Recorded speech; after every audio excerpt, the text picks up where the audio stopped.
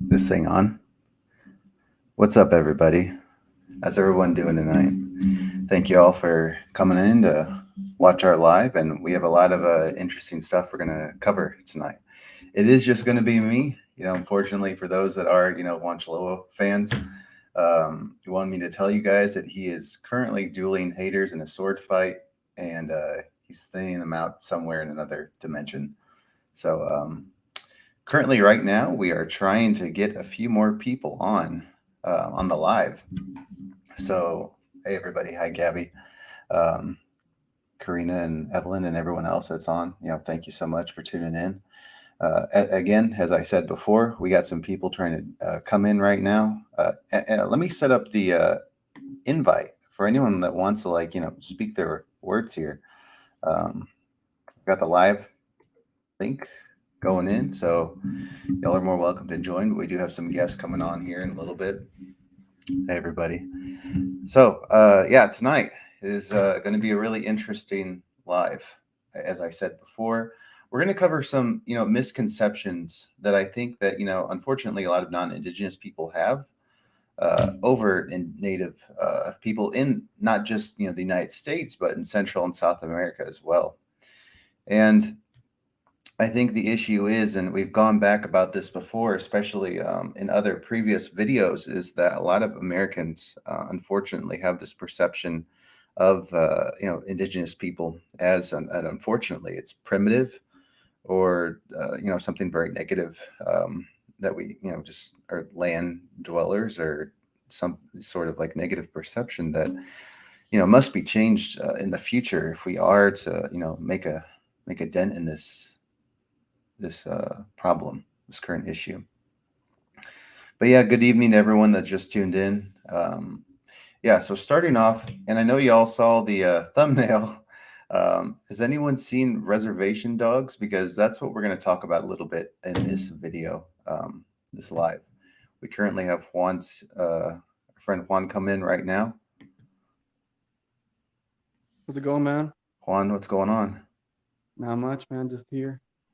Hey, it's good seeing you. Hey, and I wanted to, thank you, Juan, for telling me about Reservation Dogs, because you're the one that told me about it. And literally, I watched Reservation Dog, right as it came out. I didn't even know that. And I saw all the comments on Facebook and YouTube about Reservation Dog, and I was like, whoa, I must have watched this at a good time. So I was thankful that you introduced me to this show. It was really interesting, because you and I, well, you more so now, because you're more familiar with reservations and whatnot, being where you're at. A little. Sorry? Just a little. I'm still Yeah, kind of learning my way. Yeah, sure, just a little bit. But, for me, again, it's that outside looking in approach, kind of similar to what I had, growing up, looking at the, you know, so-called Hispanic Latino community. And then again, with in the Native American community, it's different, being an adoptee, because you grow up in a much more different environment. And I'm not saying that's bad or anything. It's interesting. It gives you a good perspective, though. But yeah, man, I was just going to tell the audience here that we're going to talk about Reservation Dogs. And as they can see from the thumbnail that I put together, there's Pocahontas, there's Lou Diamond Holtz, who I think Lakota would really like to talk about. And I think the other one that we had on was Lou Diamond Holtz. Oh yeah, and I think his name is Zero Wolf from Apocalypto. I don't know if you've seen that, and I know there's a lot of negative, feedback about that movie. But in all honesty, I mean, Mel Gibson one. Sorry. The Mel Gibson. Yeah, Mel Gibson. Yeah, it was pretty weird. It wasn't. Yeah, I didn't really like it too much. Yeah, I mean, the storyline was interesting. Oh yeah, so let me explain to the audience what Reservation Dogs is. Maybe I can show up a picture real quick. But essentially, Reservation Dogs is about I think the tribe, but it was based in Oklahoma. It's based on a few four teenagers, I think, who want to get out of Oklahoma, out of the reservation, and go to the promised land of California. um, of course, like we all have these dreams and aspirations to believe that the grass is greener on the other side, but California has its issues as well. So I wonder if there'll be another video about that. But yeah, so basically the video is about like it talks about the kids' lives. A lot of the kids, do come from single parent households. Um, there's gang violence on a teenage level. Like for example, in one of the parts of the shows, these kids came up, like it looked like a drive-by. This other gang of kids came and they pulled like something out of their car. It looked like a gun, but it was actually like a paintball gun. So Hmm. they shot the other kid with like a paintball gun. Um, so it made it feel like a drive-by shooting. Essentially, it was, but no bullets, of course. Um, so yeah, that's essentially. I think it really gives a good. I mean, maybe other people would disagree, but it gave me a little bit better of a perspective of reservations. In at least the United States. Well, yeah, for the United States.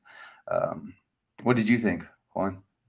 I haven't even seen it yet. I've been trying to have my girl watch it with me, Oh but yeah, I hear really good things. yeah. Pretty humorous too. I don't know. Have you finished watching it? Yeah, I just actually finished the fourth episode, so I definitely have my thoughts on the videos. Is hold on, did someone say California is the greatest state in the USA? I mean, that's debatable, Heidi, but maybe we could talk on that another time. I will say I like LA and San Francisco is beautiful.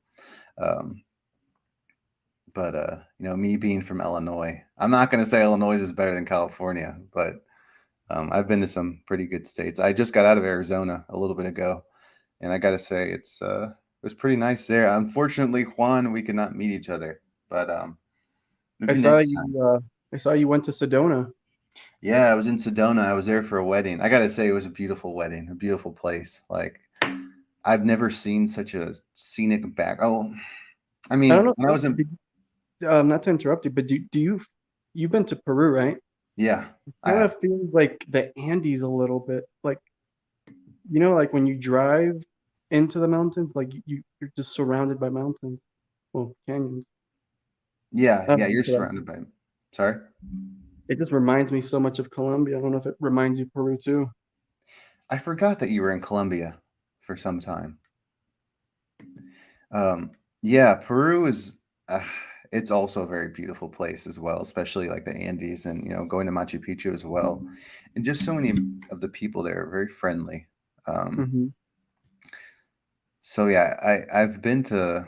I'm fortunate enough to have been to a lot of some beautiful places. Peru, being in Mexico, and then just a few countries in Asia and Europe. But yeah, I would definitely say Arizona is one of the most beautiful states I've been to um, so far. Yeah, yeah, it's pretty beautiful here, man. I like it. A Yeah, lot of mountains. I like the mountains. yeah, yeah. The mountains are really good too. I mean, it's just a different feel, and it's much different than Mhm. Illinois. Like out in the Midwest where I'm from, like the most exciting things we can see is some cornfields. you know, um, but it's not all bad. I mean, it has sunsets. But oh, I think we got Pete coming on. Oh yeah, Evening, Pete. gentlemen. Hey, how's How's it it going, going? Evening. man? Good, Good, good. good to hear from you. Yeah, it's good to be back. Yeah, yeah. Oh, definitely. It's good to be on. I was gonna say earlier, unfortunately, Juan Chaloa said he was battling haters in another dimension, so he will be a little bit occupied for this live. But it is gonna be me and other Juan. Sounds The good. Lakota guy. Yeah, and then we have Lakota guy coming on too, but I think he'll come on maybe a little bit later. But yeah, man, we were just talking about reservation dogs. Talking about Pocahontas and um, Apocalypto, and then the other movie. Oh, Oh, Apocalypto. Can't wait to yeah, talk about that. you weren't a I've big fan of it either. well, so I don't know if we want to get into it right now, but long story short is I have very mixed feelings about that movie. I think in some ways it deserves like some credit. In a lot of other ways, it's got a lot of flaws. So, um, like I said, we can get into that later if we want. Sure. I don't know if you want to stick to Reservation Dogs, which I haven't Oh. seen, by the way, but I've heard about it. Oh, it's all good. Juan hasn't seen it yet either.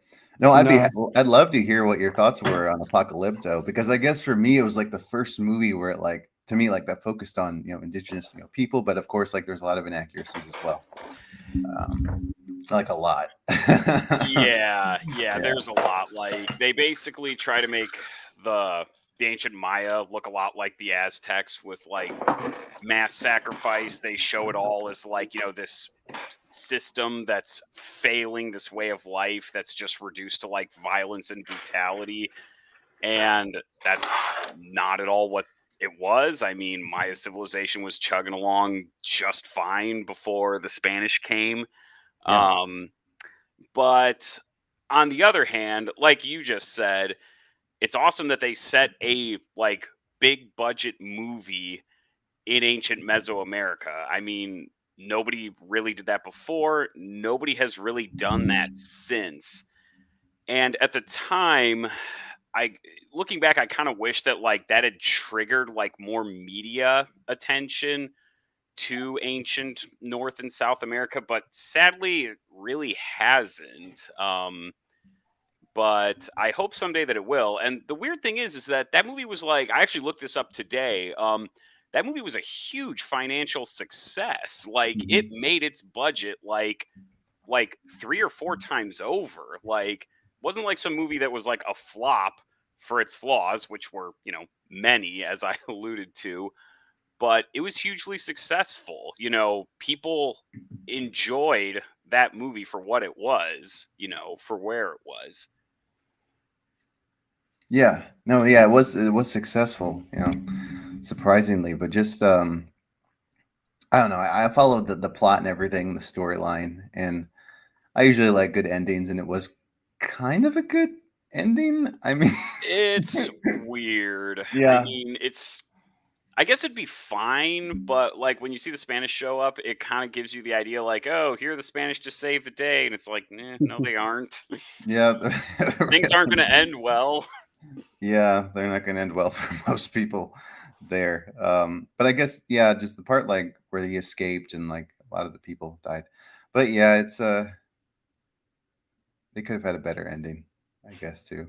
But the movies, it is what it is. What? Sorry, what movie are you guys talking about? Hey, Moore, welcome. We were talking about Apocalypto. Oh yeah, I like that movie. Oh, you're a big fan of it. Uh-oh. Well, the storyline, but I mean, I understand, what no. Pete was saying about how they depicted the Mayans. That was really kind of bad. Yeah. Oh, yeah. I when I first saw it, I really liked it a lot. But then, like you said, like what Pete said, it is the depiction of the Mayans as being like straight up, uncivilized savages, is not good for the audience to see. I think because it's not truthful, it's not honest, and that plays a part on. Sorry. No, I was just gonna say. Well, that also happens when we don't have like Native Americans writing stories like that about themselves, and you have like Hollywood people like Mel Gibson. I don't know if he wrote it, but I know he directed it, right? So you have people like him who, through their vision, they have an interpretation. So that's what they depict. And so I think that a lot of us have to do a lot of work too, in terms of like writing for ourselves and telling our own story. Yeah, no, I agree. I think that there definitely needs to be a change with these depictions as well. Because I was going to add on that, like when you have these inaccurate depictions of indigenous people in movies, what does that tell the audience? And then if we look at like the audience, and I'm talking about like obviously like the non-indigenous audience of regardless of what group, background people come from, that they have this embedded in their mind that, we come from, indigenous people come from just uncivilized places that need to be civilized, maybe. So it's it's sad, but I think that there is hope for change. And I think that with more indigenous actors coming in, with reservation dogs and whatnot, it shows a different. I think it shows a different like area as far as like how Native people are portrayed, which is good. I think in the future. Yeah, I mean, also The Emperor's New Groove. Have you seen that Disney movie? How they depict the Inca Cusco, how they depict him, like according to his whims, he just rules with no control. And so I don't know, that also kind of seemed like kind of like negatively portraying, such a great empire. So I think it's kind of common to see that, except for I don't know. I only saw what's that? Coco. Coco. I only saw one, so I'm not sure how. I can't remember how they portrayed Native American people there. And also Moana. Moana was that one was pretty nice too. I don't know how everybody else feels, but I love the movie Coco. I think it's fantastic. I've like actually been really curious to know how like indigenous people from Mexico feel about it, but like I think that movie is like really really good. If you are familiar with a lot of if you've read about like ancient Mesoamerica and stuff, there's like a lot of like really really cool like call outs to it. The and I have kids, so like I've watched this movie like 10,000 times. Like my kids watch it all the time, so like I know this. I've memorized this movie from start to finish. So if I'm going into a lot of detail, that's why.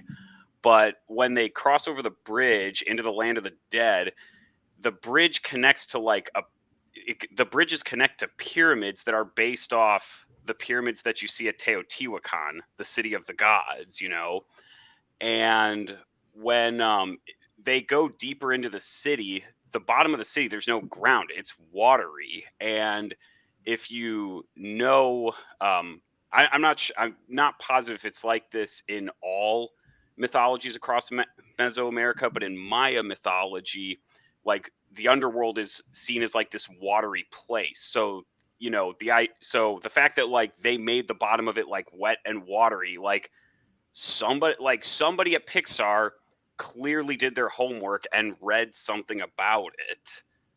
There's like a lot of like little details like that I've caught that are just like really good and just really impress me about it. And I mean, to boot, the story is really good. It's really touching. Oh, I liked Coco too. Actually, it was really touching, especially like when he, the main character, the protagonist, spent the time with his grandmother. Mm-hmm. I don't know if you ever watched Cinema Sins, but Cinema Sins. Yeah, they made it really funny video of Coco. But yeah, it was a good movie. I think I didn't even know, like, for the longest time, I didn't know Dawn of the Dead was an indigenous, holiday tradition. Oh, And Day of the Dead, you mean? Yeah, sorry, Day of the Dead. My bad. For a minute, I was like, wait, Dawn of the Dead is like, huh? Like, Yeah. that's a horror movie. Sorry. Yeah, Day of the Dead. Yeah, I wasn't aware of that, but yeah, I was a big fan of Coco, and like Pixar movies overall. Well, Mexico also has a huge industry in terms of like television making. I'm not sure about how huge it is in terms of movie making, but I'm sure there was probably some collaborative work, with studios here and like television studios over there, which also happens with whenever Disney or Marvel, for example, wants to depict Chinese culture, they do a lot of collaborative work in terms of writing how they're gonna portray that. But in countries like in Peru, for example, there's like barely anything. So I can see how there's like very little collaborative work in terms of really depicting what the Inca culture was really like, to be able to depict that in the Emperor's New Groove. So maybe a little bit of that too could be part of why we see what we see. More in Peru, do they have any channels similar to Caracol, like TV channels where they do miniseries like that? Can you tell me more about Caracol? It's like a news channel. Well, it's not like it's like a TV channel in Colombia, and they've kind of made like a miniseries on indigenous stuff, like the Green Frontier, a couple other ones. But some directors kind of collaborate with the channels from those nations. I don't know if maybe you guys have that in Peru or whatnot. I think 'Cause I've not been to that noticing that people have been extent. doing. No. Maybe not to that extent, but I know that there are like some movies that do portray like, the Native American people living their lives. And also just there's this channel that is funded by the government, and they released a series of like historical events in Peru from the independence all the way to like 100 years from there, I think. So it's just like a series that they release, is as much as that I know of. Nice. More, don't forget that if Emperor's New Groove goes CGI, we'll try to get us roles in it because we're both Peruvian. I would love to do the voice of a character. That'd be nice. Pete and Juan will try to find roles for you guys too. Don't worry. By the way, speaking of the Emperor's New Groove, that wasn't supposed to be like a comedy at all. That was supposed to be like a whole different movie. And then like halfway through development, Disney like I guess just didn't like the story, but it was like supposed to be the story about like Yzma like wanting to block out the sun or something, which, if like the sun was important in Inca mythology, so that kind of plays into it. And then like I don't know, it's like the development kind of like got like delayed and changed, then it turned into like a buddy movie. If you ever like read about it, it's like really interesting, like how like what the original concept of that movie was supposed to be. It was originally supposed to be called I think it's The Kingdom of the Sun was the original name of it. And it was going to be like way different, like much more in line with like the other Disney movies of the 90s. And if we got that, I think it would have been like better, like better towards, a good portrayal of the Inca. But at the same time, it's Disney. I mean, everything gets the Disney treatment for better or worse. I have heard about that because I followed this YouTuber, Inca Rikamak, and he does his investigations, and he did like see that originally it was supposed to depict like intricate, sort of like Coco, how they relate the story about traveling to the world of the dead, and like very like detailed information about their culture. So it was supposed to be somewhat like that in terms of depicting, the Inca culture and things like that. But then eventually it got rewritten, and then it came into what you're talking about, just depicting, the emperor, the way that we see today. So yeah, that was really interesting to find out, and that you also know about that, because I had no idea. I just found out through that YouTuber. Yeah, if Disney ever remakes The Emperor's New Groove, I hope they just give us The Kingdom of the Sun, because I'd pay good money to see that. I also would pay good money to see that. Maybe they're waiting for like a descendant of that culture to be like part of it. In terms of the writing, so it can feel more like authentic. Because I don't know that many like Peruvian screenwriters or in Hollywood that are like doing the work. I don't know. Sounds like you need to start screenwriting. I actually started, yeah. Oh, you really have? Yeah. A lot of what's going on in the background is ideas that I'm like sorting out and trying to, draw like a narration so I can tell, I can write a script. Oh, very cool. Yeah, thank you. Yeah, that's pretty impressive, I'll say. Yeah, I didn't know that about the direction that Disney wanted to go with the Emperor's New Groove. So that's pretty cool. But now they even have like I know they made a TV series out of that movie, which was funny. I didn't know that. And I think they made like sequels too. So yeah, more I was going to ask you, about like as far as like the representation of indigenous people. I mean, at least in, South America, as what you see, is it if it's very similar as like them portraying is indigenous people as, again, not as civilized, unfortunately, or in a maybe a negative light. How they portray in their own television programs. I mean, like for tribes and whatnot, and communities. But that's, I mean, I would say that my opinions and what I know is from a Peruvian who didn't grow up over there, and who only keeps up with what's going on over there based on like YouTube channels, like news channels. But from what I can remember, it's so bad that not even the tribes get represented in television. Like you don't have like a series on like a television series that like that have the tribes depicted there. You can have like a report, like a news report. Oh, this is interesting now that you ask me that, because they will portray them only insofar as like they go up to the jungle, for example, and they want to explore like this type of food that they eat, because sometimes they eat like insects that are proven to be like very nutritious. So the newscast will go out there and like do this little report with like these little sounds in the background, um, but very little of like really serious stuff. Like what is your perspective living here as as a Native American, Native Peruvian, like nothing like that. It would be like just talking about what they eat, or like the way that they dress, or things like that.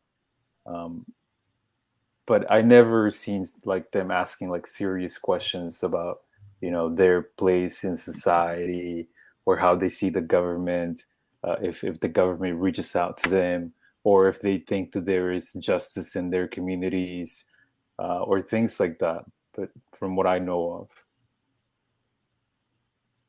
Well, that's but good. there's a rank. I mean, in the population of the jungle are the least portrayed in television. You have portrayal of the people from the Andes, but it's not very nice. It's very caricaturized. Um, but yeah, that's what I've seen. Yeah. And more. If you want to like watch this like a series or a movie, and I've recommended this to Marcus, Can we write you it should down? definitely watch Embrace of the Serpent and The Green Frontier. Same director, Caracol also invested in this. The indigenous people that speak in that movie are speaking Huitoto, and his actual indigenous people. It's just they kind of made it into their own kind of fictional, but it's based on historical facts. But yeah, it's pretty good. It's a really really interesting depiction of what was going on in Colombia and the border of Peru, known as the Putumayo atrocities for rubber. Yeah, that always rises emotions in me, um, in terms of depicting that side of the country. I don't know if Mhm. it's similar in other, like for example, Guatemala is mostly jungle. So is Colombia and Venezuela. but in Peru, it's the jungle is only like a part of it, and the jungle people in the jungle, they get the least representation in Congress, in television. They're almost like, and you can, I wouldn't be so wrong in saying that there are parts of the people in the jungle that are like almost invisible to the government, like that, like in terms of like justice and accountability for crimes and things like that. It doesn't reach there. The schools are like made of like freaking like huts, as opposed to, you know, brick buildings that you would have in the Andes or in the coast in Lima. So in terms of, you know, who is represented the least, there's definitely like a tier system with the tribes and Native Americans in the jungle being the least represented in society, in television. Does that, are you from background from Colombia? Yeah, my parents are Colombian. Have you visited there before? Couple times. Last time I went there was in 2016. And how is your like how many times have you gone, and like through the times that you've gone, have you changed? I mean, have you noticed, or has your perspective of Colombia become something else than from the first time that you went there?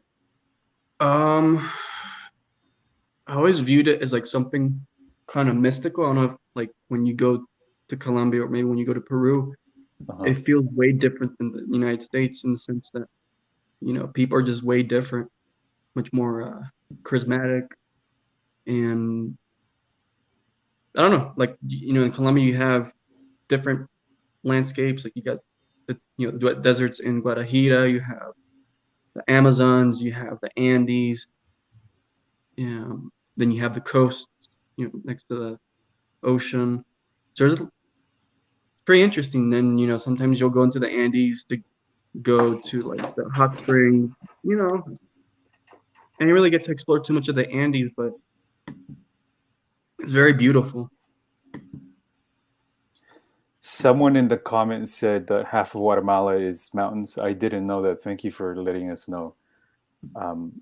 Yeah, I have very little information But about the. how would you describe Peru living like when you did go there? Okay. Immediately, I want to think of like negative like adjectives about it, but I'm gonna try to be like not so like Debbie Downer, you know.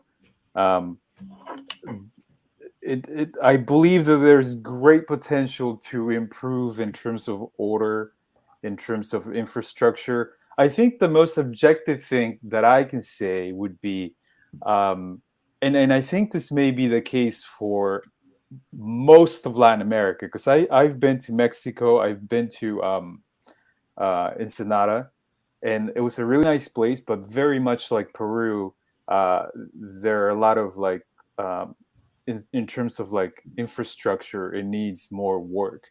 Like a lot of the roads are not well kept. You know, a lot of the houses are built like next to the sidewalk. But in Peru, that is even heightened even more.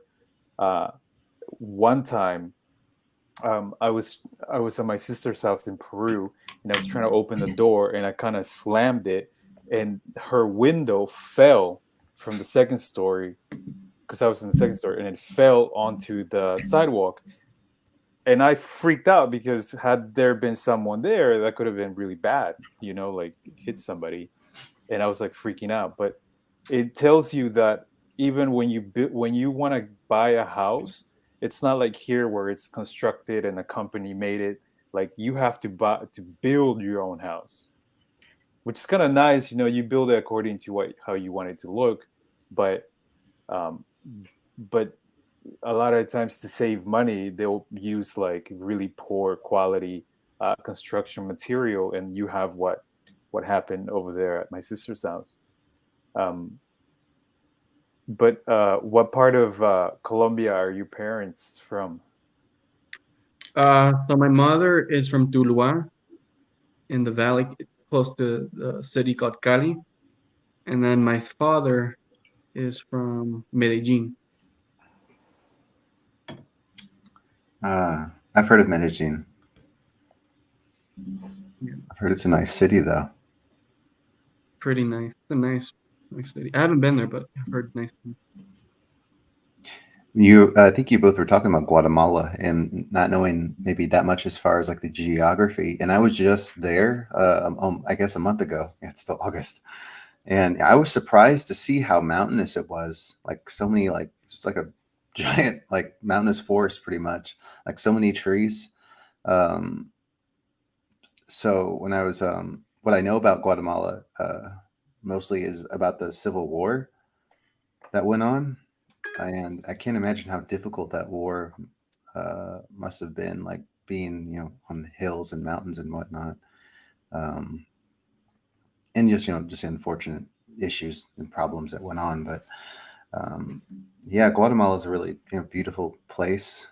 Where I was at was in Antigua for most of the time, so you saw a lot of Mayans, from the indigenous community that were there as well. So I'd recommend it. And food there was a little bit cheaper than we were at in the United States. So it was nice. I got no, not this shirt, another shirt, a Mayan shirt from there. So yeah. What were the I think people like? the What people what were were pretty the friendly. Yeah. One thing is, like, I was talking to the taxi driver about, taxi driver about the channel, Indigenous Podcast channel. And he actually, agreed with a lot with what I said. And he said that it was mostly like the, uh, what's it? I forgot the language it was called, but, a lot of Aztecs and other people from Mexico that came. It was almost as if they were the ones that were doing the colonizing of Guatemala. Because if you look at the towns and cities of Guatemala, Nahua, that's it. Yeah, sorry. Should know that the Nahua language, it's named after a lot of Nahua sounding words. And of course, like Guatemalans, most of them speak Spanish. But yeah, like so many towns, I can't even pronounce the names of these towns. One was called, what was it? Hue Tanago.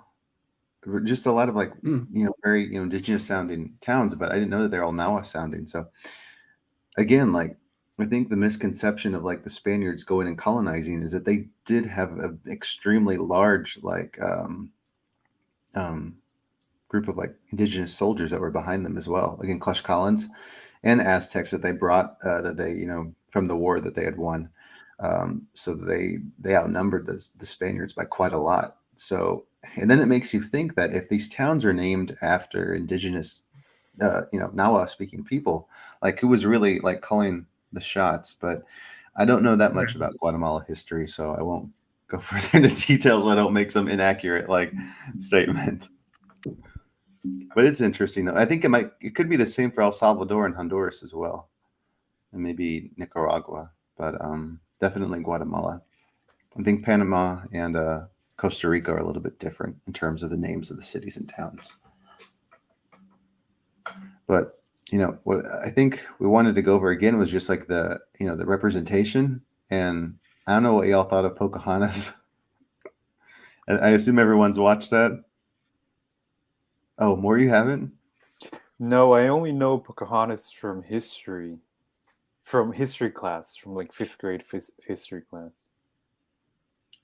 You're not missing much. Yeah.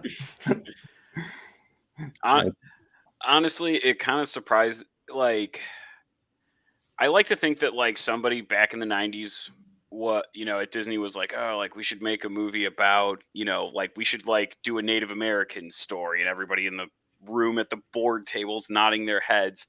And it's just wild to me that they picked Pocahontas, because it's just like that's not really an indigenous story. That's a story that settlers wrote and embellished about the indigenous people. And like, yeah, if you actually like read the events, like it's a lot different it's totally different from like what the movie portrays. There's like, I mean, basically the characters are there, but like nothing else is right. And also Pocahontas is like a kid. So that's also kind of creepy. Yeah. That's pretty bad. So yeah, Pete's right. Like more, you didn't miss much of that movie. But again, I think it kind of portrayed like again the perception that a lot of Native American indigenous people like maybe come from like I don't know like teepees or not as civilized places, and it's sad because I don't think obviously there's not enough. And again, it does kind of stem from education as well, and like what American kids are taught of indigenous and native people of those communities as well. Um, There's also the one song in there. You just like made me remember this, but there's also the one song in there. I think the title is just like "They Are Savages," but it's interesting because in that song they make like the song basically the whole premise of the song is basically that like both sides are like warlike and think that the others are like savage, and it's kind of like, oh, so like we're equating both sides in this, like, oh, the settlers are pretty bad, but have you seen the indigenous people over there, like, I don't know, it's really it's a really weird song, it's really weird to watch. yeah, yeah, no, I agree. It was very strange in some ways. More, were you going to say something?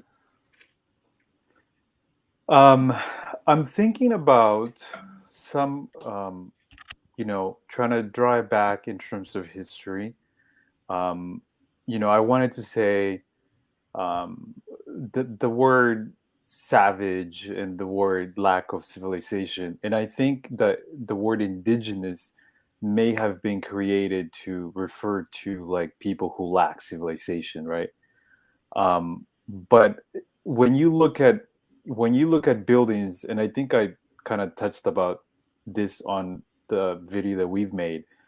When you look at buildings like in Peru, in Honduras, in Guatemala, in Mexico, there is great knowledge of how to do things. So I flat out reject, and I personally believe in. Could you give me 1 second, please? Sure, no worries. Yeah, but again, like going back to that movie, I don't know how many. Oh, more, are you back? Yeah, I'm sorry about that. So I was just saying that I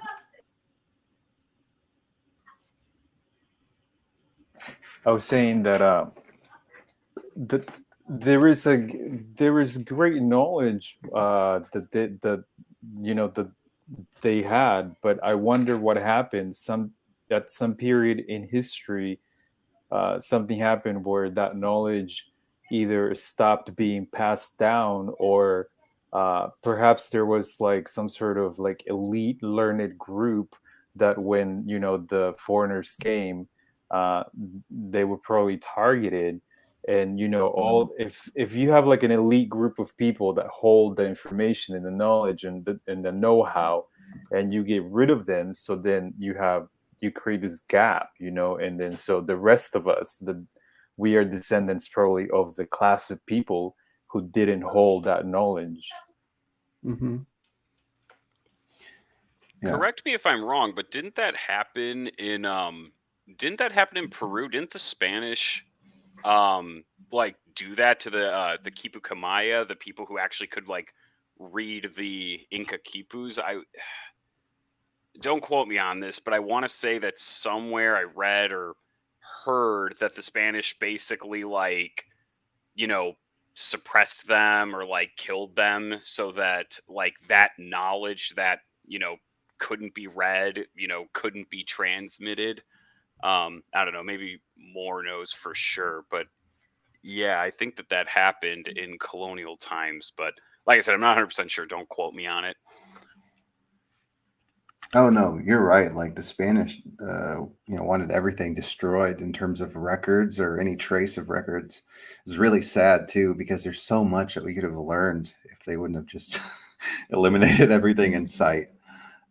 Unfortunately, and yeah, with the what was I forgot the little the tool that they had, the quipus. Those are really interesting too. How the Incans used those. Um, Oh yeah, those are really fascinating.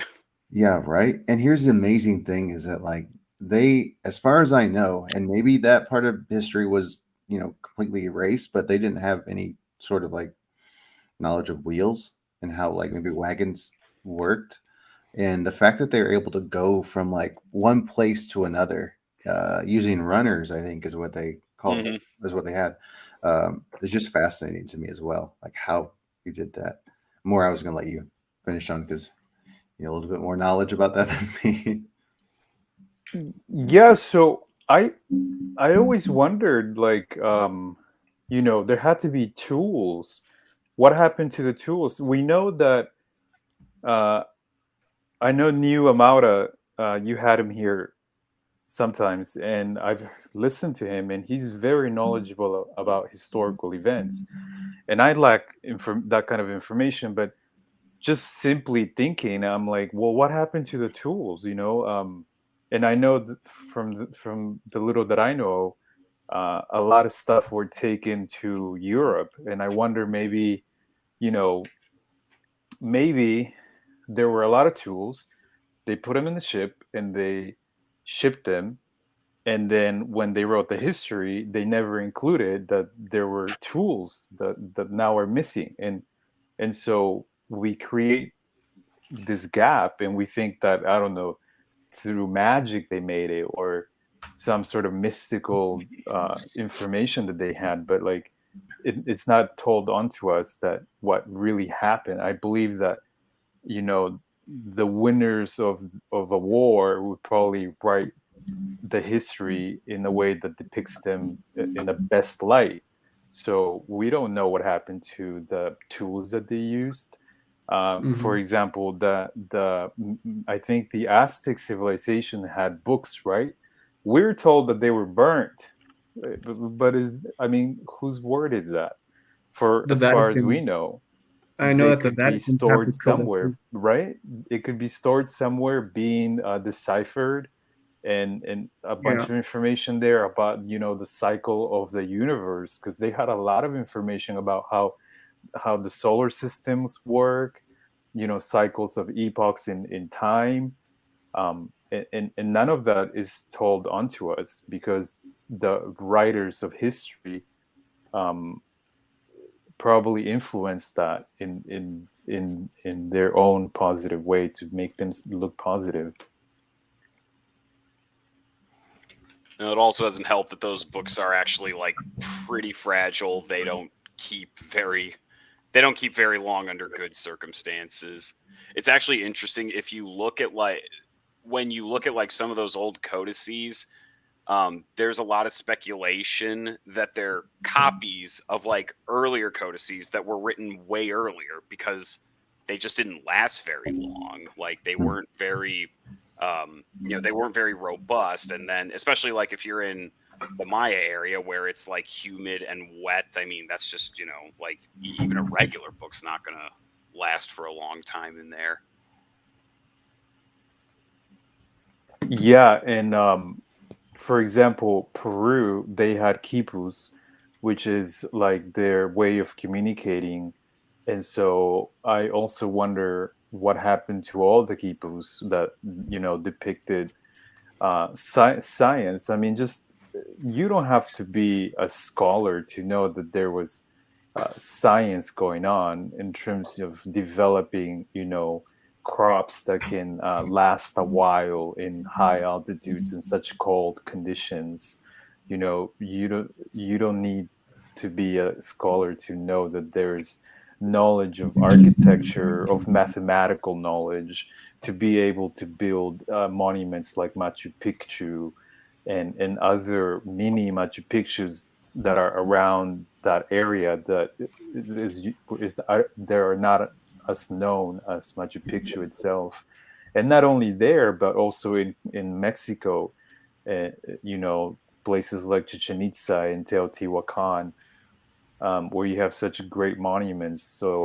Uh, so I wonder if our governments, if the leaders of the governments, once I believe that once the leaders like people, congressmen and congresswomen and presidents, they identify themselves as Native Americans or at least descendants of them, they should speak out and be like, hey, Spain, we need accountability. Like, what happened? You guys need to tell us the truth. You know, because Peru is one of the countries that had viceroyalty government for 280 years. A lot has happened there. And it's not the only country. Mexico also had viceroyalty. Yeah. But please correct me if I'm wrong in the comments. And I don't know how long the viceroyalty government lasted in Mexico, but you know, that time they could have used it to, you know, to do things like erase, you know, parts of history that they probably didn't want it to be, you know, known in today's world. Yeah, I think, you know, with the Royal Audiencia, and you had like what, 200 years of the, you know, the viceroys taking over. That's 200 years of like information that was easily like kept and probably like burned and whatnot. So there's definitely, I think, things being held. But you would think that like someone like maybe Pedro Castillo, maybe he will reveal some of that information. You know, I was hoping he would do that. For any who is aware of Pedro Castillo, he's the president of Peru. And I don't know if he did the invitation, but the king of Spain was invited to his inauguration. Like, he had like front seats to his inauguration, and then Pedro Castillo like blasted him in front of like Congress, like, you know, said this is what Spain has done to our culture and la la la la. But I mean, I would have taken it further and be like, yo, you guys need to do some accountability. Like, what happened? Do you guys have any written accounts to, you know, you get here? Because back then they used to do a lot of writing, so they would write back to the queen or king about what they saw or what, you know, thing or what happened. So we need a lot of that to be able to understand ourselves too. And I believe that, you know, when you have countries that are predominantly Native American, like Guatemala, Honduras, Peru, Bolivia, Ecuador, that the majority are descendants of Native Americans. You have very little white population. Those countries, when they unify, they need to be able to say like, yo, we have a common goal and we need to ask, you know, accountability for historical events. I mean, it happens here in the United States all the time, you know, but it's harder in those countries because you have like a lot of corruption, things of that sort, and just internal chaos and order and disorder in the country, especially in Peru that I know of. How do you see Colombia, Juan? Do you think that they would ever ask for accountability for, you know, to the Spanish rulers? I think so, just not yet, though, due to the fact that, here's the thing with Colombia. There's a lot of indigenous people. It's just they're not very unified. I feel like COVID kind of brought that, like people from the Amazons, from the Andes, like everybody from like the Andes, they all unified. But the thing with Colombia is just there's just so much paramilitary. I don't know if Peru has a lot of paramilitary going to the jungles and displacing campesinos. So like, I mean, that stopped. The FARC stopped in Colombia so far. So I feel like it's just gonna have to take more time. Maybe 10, 20 years, who knows? But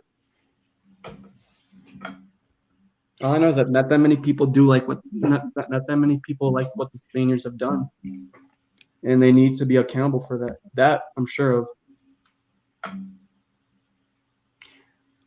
yeah, I think that that's a good part that you added, Juan, was that like, you know, COVID did like bring people together more. I think like there was more like more like, you know, strong social movements online that, you know, brought people together and like realized that, you know, the indigenous tribes like are still communities in Colombia and other areas in South America. are still, suffering today. So there's one thing to be thankful for COVID. Am I right? Yeah. Not that I'm trying to make light of COVID. I know it was not good for a lot of people. But yeah, I think someone brought up a comment about El Dorado. That was actually pretty bad. There's a reason I didn't even put that as a thumbnail on here. And let me add in here that, and Lakota Guy will be coming, I believe, soon. That one of the people in the thumbnail was Lou Diamond Holtz or someone, but he wasn't even a Native American person. He was half, I think he was half white American and then half Filipino. So it's like they just found someone that looked indigenous or native. So it's funny, but that was a long time ago. Back in the 1960s, maybe. But yeah. Did someone else say something about the Black Panther movie?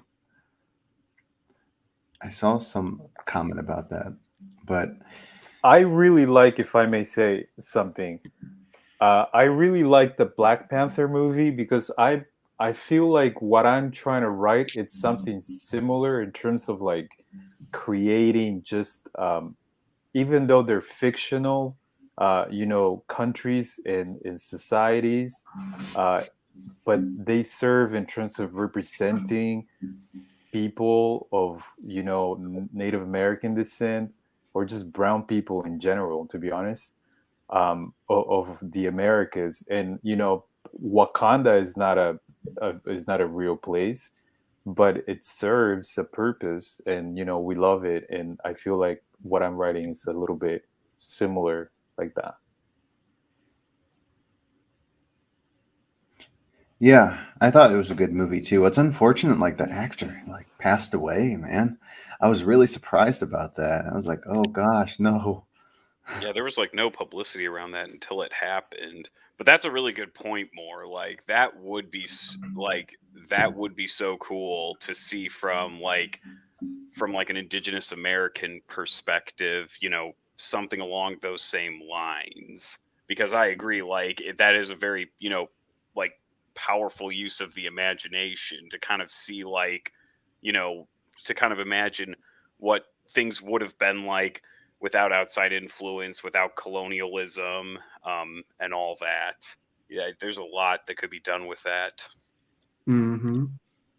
Dude, thank you, Pete. I mean, there's so much to work with in terms me being Peruvian and all the stories that you hear, the folklore stories and myths that you hear, and there's so much space for creativity in terms of just you know, I am not a historian, I am not an archaeologist, and sometimes when you hear like channels like discovery channels use certain words to talk about like Native Americans and indigenous, I feel like ugh, and so I use my own imagination, and I'm like, what if I can, through the power of storytelling, just fictionally create create a like a story, how were these buildings built, and where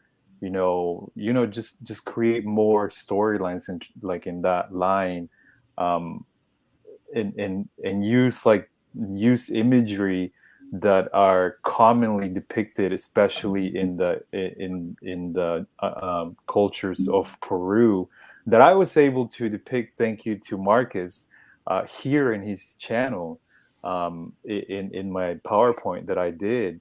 And there is like it's so like imagination, it full of imagination. Well, I'm glad the channel was able to help out, man.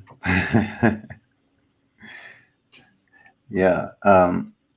I think that there'll be more accurate portrayals of indigenous movies as well. When you have a series like Reservation Dogs, it makes people think like, oh, like this isn't how it is, or how I was raised to think of, this certain, groups of people. So I think that, within more time, we'll start to see more accurate portrayals and maybe something, like Apocalypto, but accurate, you know, and not so cringe in some ways. Um, One thing about the Road to El Dorado, and I don't know if any of you guys have seen that movie, but it basically like portrayed like these two Spaniards as like the protagonist, as like the heroes, and I don't know if they were conquistadors or not, but they definitely had conquistadors in there. I don't know. It was just like portrayed the indigenous woman as like it's like romanticizing essentially indigenous and Spanish relations. Um, but again, there's a lot of inaccuracies, like more inaccuracies and problems. Um, but that was a long time ago. I think the Road to El Dorado came out like 15 years ago. It's a long time ago. But now, Pete, I remember you had told me about a TV series also that was coming out on indigenous people as well. I think there's something. So actually, hold on. I've told you about a few. So was this Maya and the Three, or was this Onyx Equinox? Oh gosh, the one that looked like it was. Oh, it kind of Was looked it the like anime one or the CGI one? the anime one that looked like the Okay, Airbender. yeah. So yeah, that one I've seen because Maya and the Three's not out. But yeah, so yeah, that's an anime that somebody had showed me recently, and it's not like, how to put this, like, it takes place in Mesoamerica, but there's like a lot of like fantasy elements that are all built up out of like Mesoamerican mythology. So like you'll meet like different gods, different, mythological creatures and stuff that all have their places within Mesoamerican legend and mythology. And I really, really liked it. Like what we were saying earlier about how we wish that, like, there was, more media set in ancient Mesoamerica. This is probably the closest thing that I've seen since Apocalypto. And I mean, I'm not a huge movie watcher, so there's probably stuff I've missed, I'm sure, but I really enjoyed that series because I mean, like you know, they take the mythology like very seriously. They don't trivialize it. It's they build it up as well as they would, with like European or like Asian legends and stuff, and the result is really cool. And there's some stuff you can like nitpick in that. But it's really interesting. They go to like real cities in Mesoamerica, and like they interact with gods and heroes and stuff. Like there's a lot to like in there, and you watch it for free online. Did I mention that? So yeah. That's even better. Yeah, I'll have to get on that. Really, I've just I've been a little occupied recently, but yeah, I'm looking forward to watching that. Yeah, I don't know if there's going to be a second season. I hope there is because the ending of the first season was pretty cool. But and then I looked this up. The the woman who created the series is from Mexico, but I don't know much about her because I tried to look her up like after I started watching the series. But yeah, the creator of the series is from Mexico, so I would assume that she has a lot of knowledge with the you know with the mythology. Oh yeah, definitely. That's good that she's like the creator of that. Hmm. And again, I think it's something that maybe a lot of like young kids that aren't even indigenous can learn about too. Well, it's not a kids show. It's honestly really really violent and gory. So yeah, But- no, if you have kids, don't show them Onyx Equinox. It's really cool. I liked it, but like you would traumatize a child if you showed them that. So yeah, okay, thank warning you. out Pete. there. I think I remember seeing blood, so maybe never I was mind. about to say, I don't want anybody writing me any nasty letters that like their kids can't fall asleep at night. Oh yeah. Okay, everybody that heard this is not a kid's show. Don't let your kids watch it. Or if your kid don't watch it. But yeah, I think that Juan, you were talking about the Brazilian movie, and I think that really does portray a lot of what's going on today as well. Because I was just I was watching a video. I was reading an article about this tribe in Brazil that is currently trying to in a fight or an argument with the Supreme Court and getting a treaty with getting their land returned to them or more land to them. And it's just like really sad the fact that this, rural community in the Amazons, their fate is literally dictated by like 9 people in a court in Brazil. But I hope that, I'm sure there's a lot of people there that support the community, but just the fact that it's came to this, that you think there'd be more, leeway for the communities because they've suffered a lot, from the government in Brazil, and we see it today, especially with what's his face in charge of Brazil. Sorry to those. Bolsonaro. Yeah, Bolsonaro. Yeah. Oh gosh, I've never seen a president that's said so many like homophobic slurs, like anti-LGBT, anti-black. No. It just, oh my God, how he got elected is beyond me. Again, Corruption. Yeah, corruption, of course. Possibly. I mean, I don't know. Actually, I've got a question for Juan and more. I'm just curious because, Marcus, your question got me thinking about this. But like reservations in the United States, indigenous people in theory, like the different tribes, like have, like they have like ownership of that land and, they, run it to various extents. I know that's not the right term to use, but like, is there something similar in like Peru and Colombia? Do indigenous groups like have, for lack of a better term, like reservations or land that like they own? Do you want to go first, more?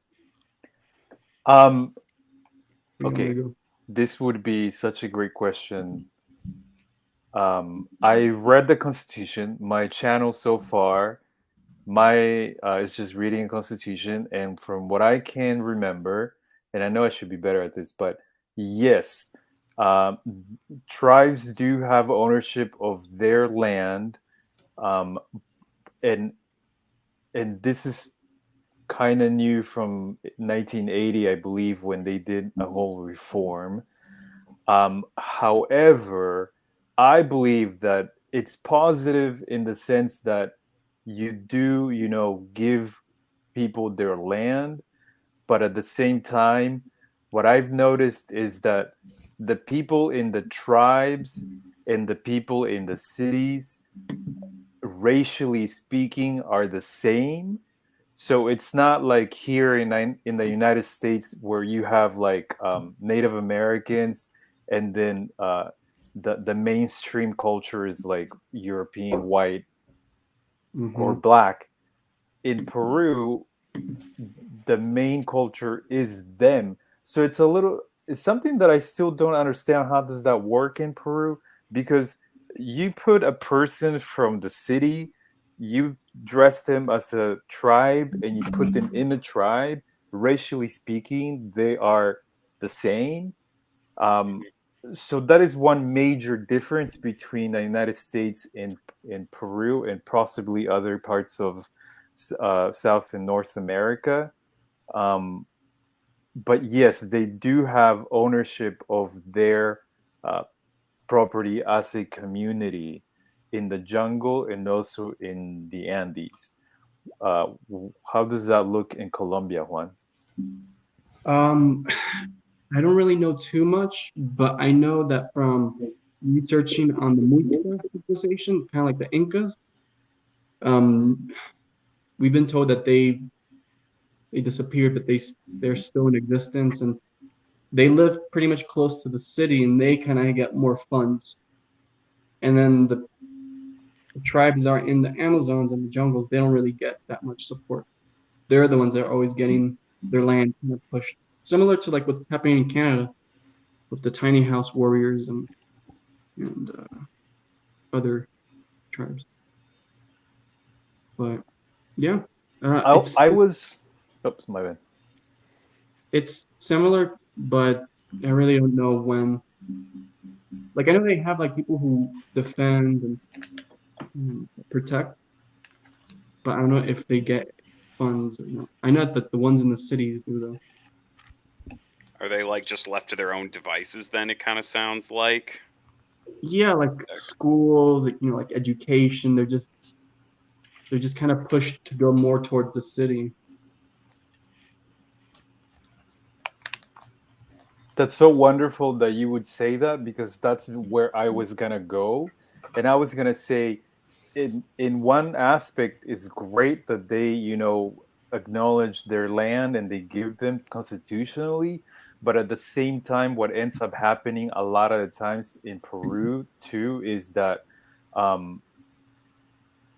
these communities are left to mostly to their own devices, because they're treated not as a society but as an object. They are treated like cultural objects that are meant to be left to their own accord.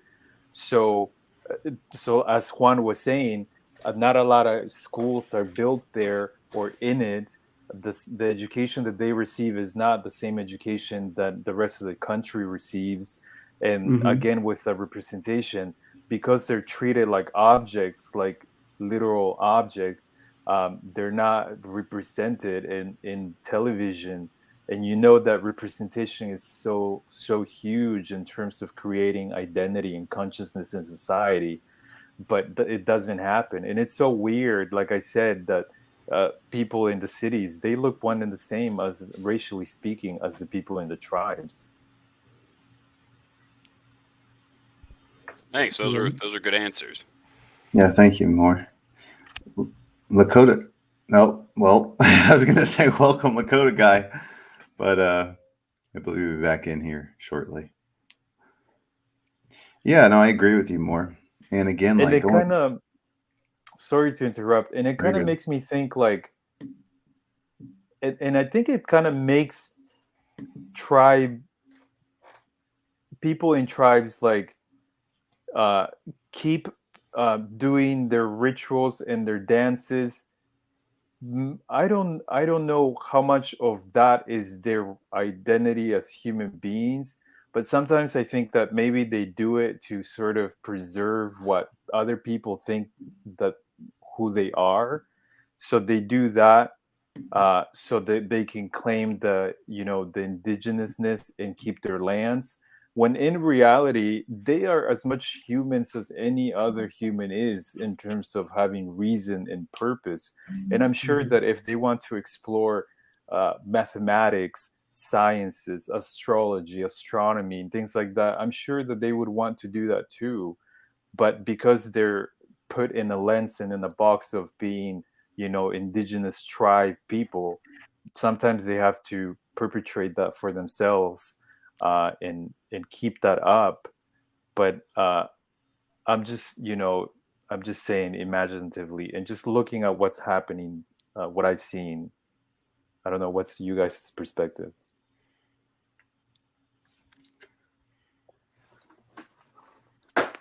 Hey, before more, I was gonna say, welcome, Lakota guy. You're here. Happy to have you on, man. Yeah, there. Sorry for my delay there. Ampetu washte, yuha chante washte na pecha use apolo. Hintayek du washte, ma sachango lakota hemecha yelo mioyate he sapa kin lila wakan. I agree all with a good heart and a warm handshake. Sorry for my delay to the for the host here. I apologize. I was in the wrong time zone, but my name is Louis Eagle Thunder. I'm a citizen of the Rosebud Sioux Nation in occupied territory of South Dakota. But thank you all so much for allowing me to join again. Happy to have you on, man. Thank you for joining. We were just talking about like stereotypes and just indigenous representation in movies in the United States and Central and South America, and just like what people that aren't indigenous, what they see and what their perceptions are based on like what film directors that use these not so accurate screenplays and whatnot for indigenous people. So it's been quite a little bit of a debacle, but I think that us living, it's 2021. I think there are more accurate portrayals, but again, it takes time. But more, I'm sorry, you had asked a question and could you maybe readdress that one more time, please? I'm going to try to remember what I asked. It was just, I guess my opinion also with Lakota guy, because he is from the United States in terms of reservation camps and creating communities like that. If there are any negative effects of having not only in the Americas, South America, but maybe here in the United States having reservations, could there be negative effects to that?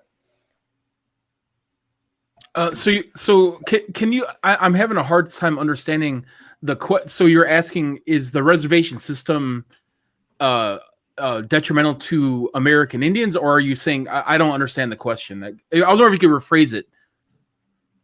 Yeah, could there be negative effects? Yeah, the whole damn reservation itself is a negative effect. I mean, it's a concentration camp, right?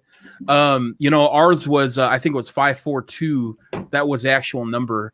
And it's funny because your tribal ID, the last 3 digits actually have the concentration camp number on them. That people don't really know that's actually an issue. That's actually a real thing. But look, what we know today as a reservation was set up post-treaty, right? 1867 Fort Laramie Treaty, 1851 Fort Laramie Treaty. Reservations themselves are inherently anti-indigenous and are inherently meant for our complete erasure as indigenous people, because we are not meant to live in a small plot of land occupied by a colonizer. That's what we're living with right now, right? But what we can do is we can fight against this type of colonization and understand and educate ourselves to know that, the life that we're living right now on reservations this is inherently anti-indigenous, and it's going to lead to our erasure, as well as, things like the Indian Reorganization Act governments that govern them, so we talk about tribal councils, councils, those are inherently anti-indigenous, and they're not indigenous governments, even though they are led by indigenous people. So that's another clarification to kind of understand, I think. But there is our inherent sovereignty as indigenous people, not only go to us as American Indians, North American indigenous people, but all the way down south past the Mapuche of Peru, right? And I believe that wholeheartedly, that we all have an inherent right to our sovereignty, regardless of the colonized government that is governing. So for us as indigenous people, it's important for us to return to traditional ways of governing, traditional ways of taking care of ourselves, because that has led us to prosperity time immemorial outside of the government system, right? But what we can do, and what I always preach to my brothers here, is that we can utilize what we have with our sovereignty and treaty rights to also not only uphold, but work with other nations and indigenous nations in order to create better spaces and healthy spaces for all indigenous people outside of the tribal, enrollment, tribal CDIB type of space, right? Detribalized indigenous people of the South especially are affected with not only tyrannical governments with their insidious ways of not only dehumanizing them, but not really forcing anti-indigenous policies. So for us to combat that as Northern Indigenous and work with our Southern Indigenous brothers to confront colonization together, I think that's where our true power is. No, I love that, man. I agree with you, Lakota guy. Like there has to be, something done, or else, more issues as far as like missing indigenous women, more treaties being, destroyed is going to continue to happen. So I'm all for that. And I think that there is there are a lot of social movements going on right now. I know I think it was Juan or more that talked about COVID really, it did hurt us a lot, but it brought more people together because, we're all on the laptop sitting here on the computer. So it gives us more time to talk and discuss really important issues. But yeah, I was going to ask you, Lakota guy, have you seen Reservation Dogs yet? Yeah, actually, it's funny you mention that. My full-time job is on Native Roots Radio, which is an FM AM radio show, and we interviewed Dallas Goldtooth, who's the Indian guy on the horse, the guy that does that. We interviewed him, Bobby Wilson, who actually writes for Reservation Dogs as well. Just a great show. I mean, I think it kind of contextualizes kind of indigenous space and life in the lower 48 and how we've lived, and we can relate the idea of, and I heard a sister of mine say it 2 days ago. She said that Reservation Dogs, what it really did is highlight and bring to the table that reservations for our children have been kind of a dark hole of loss of not only culture but self-esteem, self-respect, self-identity. And as we know, in a colonizer playbook, when you take away someone's identity, you take away their self-worth. You take away their self-worth, you take away their self-esteem. You take away their self-esteem, you take away their will to live. And that's exactly what the reservation system has actually done for us. So when Reservations Dog is able to highlight that, with one of the first 2 episodes being, a young person that actually committed suicide. Suicide rate is an epidemic among indigenous people all across the Western Hemisphere, right? But it concentrates itself on reservation spaces because of the hopelessness that is portrayed there. And I think that itself it brings it to something. Even if you don't enjoy the comedy, just the actual perspective of the life that we're living. Yeah. Well put. No, I agree. And to be honest with you, I didn't even know that the suicide rate was that high in the reservation. I mean, I knew it was bad, but I didn't know it was just astronomical. Yeah, the average life expectancy of me as a Lakota is 44 years old, and the suicide rate is something like 10 times higher on the reservation than it is with any other ethnic group. It's terrible. But again, look, it's a loss of culture and it's a dehumanizing process. That's what colonization has done for all of us. What would it look like, the Lakota guy, to go back to traditional ways? I mean, my knowledge of reservations is very limited, but from the little that I know is supposedly there are benefits to being Native American and being in a reservation, right? Like, for example, no taxes and things like that. So what would it look like to go to a traditional way? If you get rid of reservations, I bet that the federal government would come and and ask for taxes and things of that sort, that supposedly the benefits that the reservations enjoy would probably not be there anymore. So what do you think? That's a really good question. Thank you for asking that question. It's a great question. The late great Russell Means, he's one of the founders of the American Indian movement, and he said once in an interview that once you racialize indigenous identity and you subjugate them for just being like everyone else, just brown people, and you take away things like inherent rights to sovereignty, inherent rights to this land, a relationship with this land that we all have on this panel, right? We're all indigenous on this panel, so we have an inherent right to this land. We have an inherent responsibility to this land that no one else has, right? You take away all those things and you're left with nothing but just poor brown people. And that's the goal of this federal colonized government, North and South, is that they want to racialize and homogenize all of us into racial categories to subjugate us, much like they did other POC groups, to just be nothing but simply a race without any identity or history. That's why it's important for them to always keep up the lie that we are living in antiquity. That's why you have movies like Dance with Wolves, and every time there's an Indian movie, it's always in antiquity. It's always in the 1800s. It's always in sepia color. None of it's in color today. That's why the important movement of indigenous-led movies and cinema is so important for us, because we are not just a color. We are nations of people with a diverse way of relating to each other, with not only treaties amongst each other, but language, culture, and history among this land that we all respected among each other. So the idea of a sovereign government, I think, is really a twofold question. I think the first one is recognizing that we have existing treaties with the United States. We have 574 federally recognized tribes, and a lot of these tribes have treaties. And what that means is that people mistaken treaties as being in antiquity. Treaties are the supreme law of the land.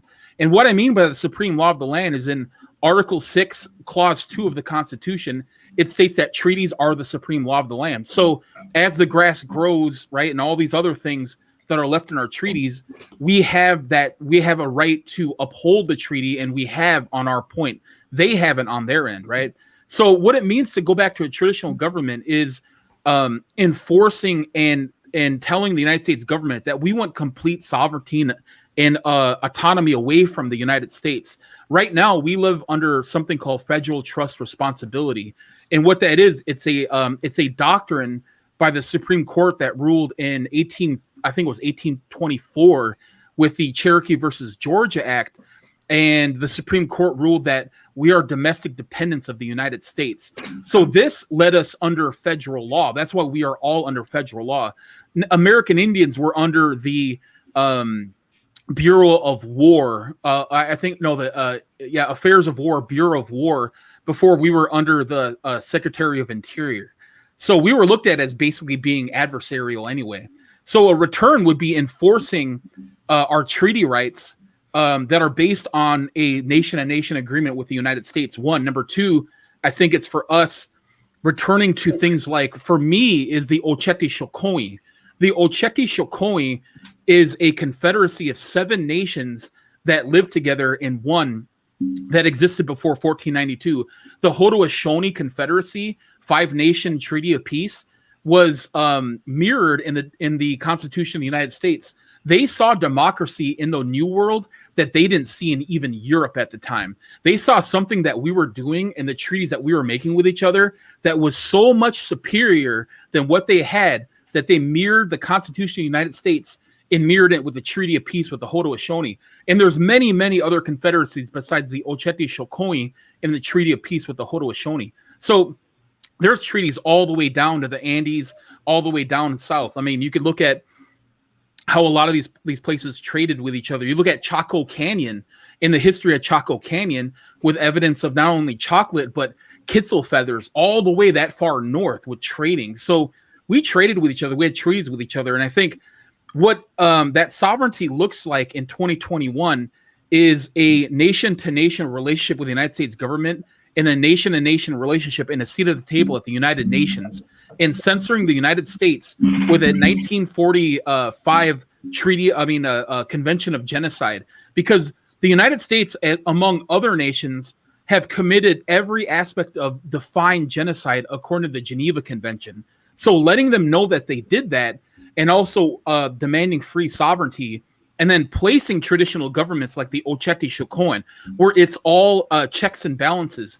Right now, what we have with government systems is that we have no checks and balances. We have a tribal government that is led by nepotism. They hire their brother, their uncle, their cousin, all these other things, and it leads to corruption. Traditional government is led by elders as well as leaders in the community that have to check and balance with what we call Okola Kichie as war or societies. These societies hold these people accountable for not only themselves, but to their community. And they could be literally fired at any time, hired at any time. So it's a return to that.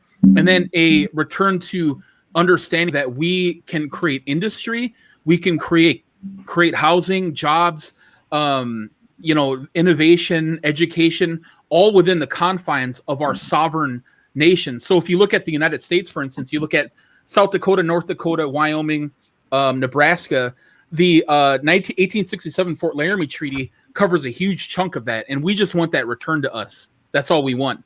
And then we want to instill the Ocheti Shokoe, which is our traditional government that has checks and balances, that does a much better job than what these goofy colonized governments led by indigenous people are currently doing. Yeah, it really is like crazy how, and it's sad that there are indigenous people in these positions that really aren't there for the well-being of indigenous people. You know, um, so I mean, maybe it's money talks, perhaps. Like the government official holds up the nice dollar bill, and unfortunately, that certain indigenous person takes it and does what he's told. Um, like you're saying, Lakota guy, if I'm not correct, it is a lot of money talks. Yeah, I mean it's brown down corruption, right? I mean that's how this government works as itself, right? Democrats and Republicans are absolutely no different than each other. They bow down to the same corporations that are harming our environment, that are funding coups in poor third world countries, that are allowing labor exploitation of colored people, not only in the Western Hemisphere. Let's talk about Africa. You don't want to talk about colonizers. Chinese in China is one of the biggest goddamn colonizers right now because they're allowing, rare earth metals to be extracted by child labor in Africa right now. That's the issue we have, is that we have a whole new crop of corporations that have billions and billions of dollars, that have these governments, and I include the United States government as a kind of a fake prop government for doing the will of corporations like Amazon, Walmart. All these people don't pay any federal taxes, but at the same time can give millions and millions and millions of dollars to our elected officials through Citizens United, which was voted on like 4 years ago, which says that you can give unlimited campaign contributions to all these politicians. Then you could create like gas lines, you could create petroleum crude mines underwater. You could fund coups. You could do all these other things. That's the issue that we have right now, is that we have rogue governments trying to control sovereign indigenous people for the betterment of themselves. And when we wake our people up and say, you know what, at the end of the day, no matter what we have with each other, whatever beef we have with each other, we're indigenous people and we have to get our ass on the front lines, because they don't have our best interest in mind. They don't give a shit about our children. They don't give a crap about our future. They don't give a crap about our elders or our culture, our language, any of these values that we had pre-colonization. So how truly can you all go out there and preach decolonization and indigenizing yourself when you're not on the front lines fighting these things? That's the issue we have right now. I think it's so interesting that you say, creating checks and balances in nations like reservations, because what you said about the reservations, assigning cousins and like that for the government is very similar to what goes on in Peru. And in terms of the supposed democratic government, a lot of them get their foot in the government through nepotism and also through friends of friends, and that's how they get really high positions in governmental structure. But I always ask myself, like, what would it look like to be able to construct a democracy that has the identity of the Native Americans themselves? Because you look at the supposed democracy that is going on right now in Peru, there isn't. Right now, it's a battle between Congress and the executive, and the judicial branch is nowhere to be seen.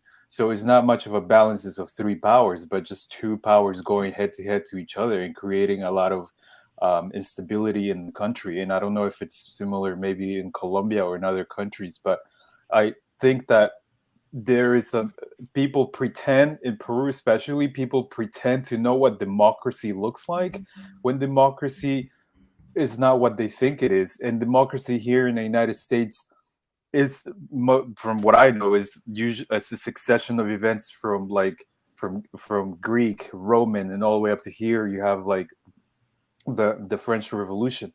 None of these events have happened in the Americas, and so the democracy that they use in Peru and other countries like Bolivia and Ecuador is borrowed, and these ideas are borrowed.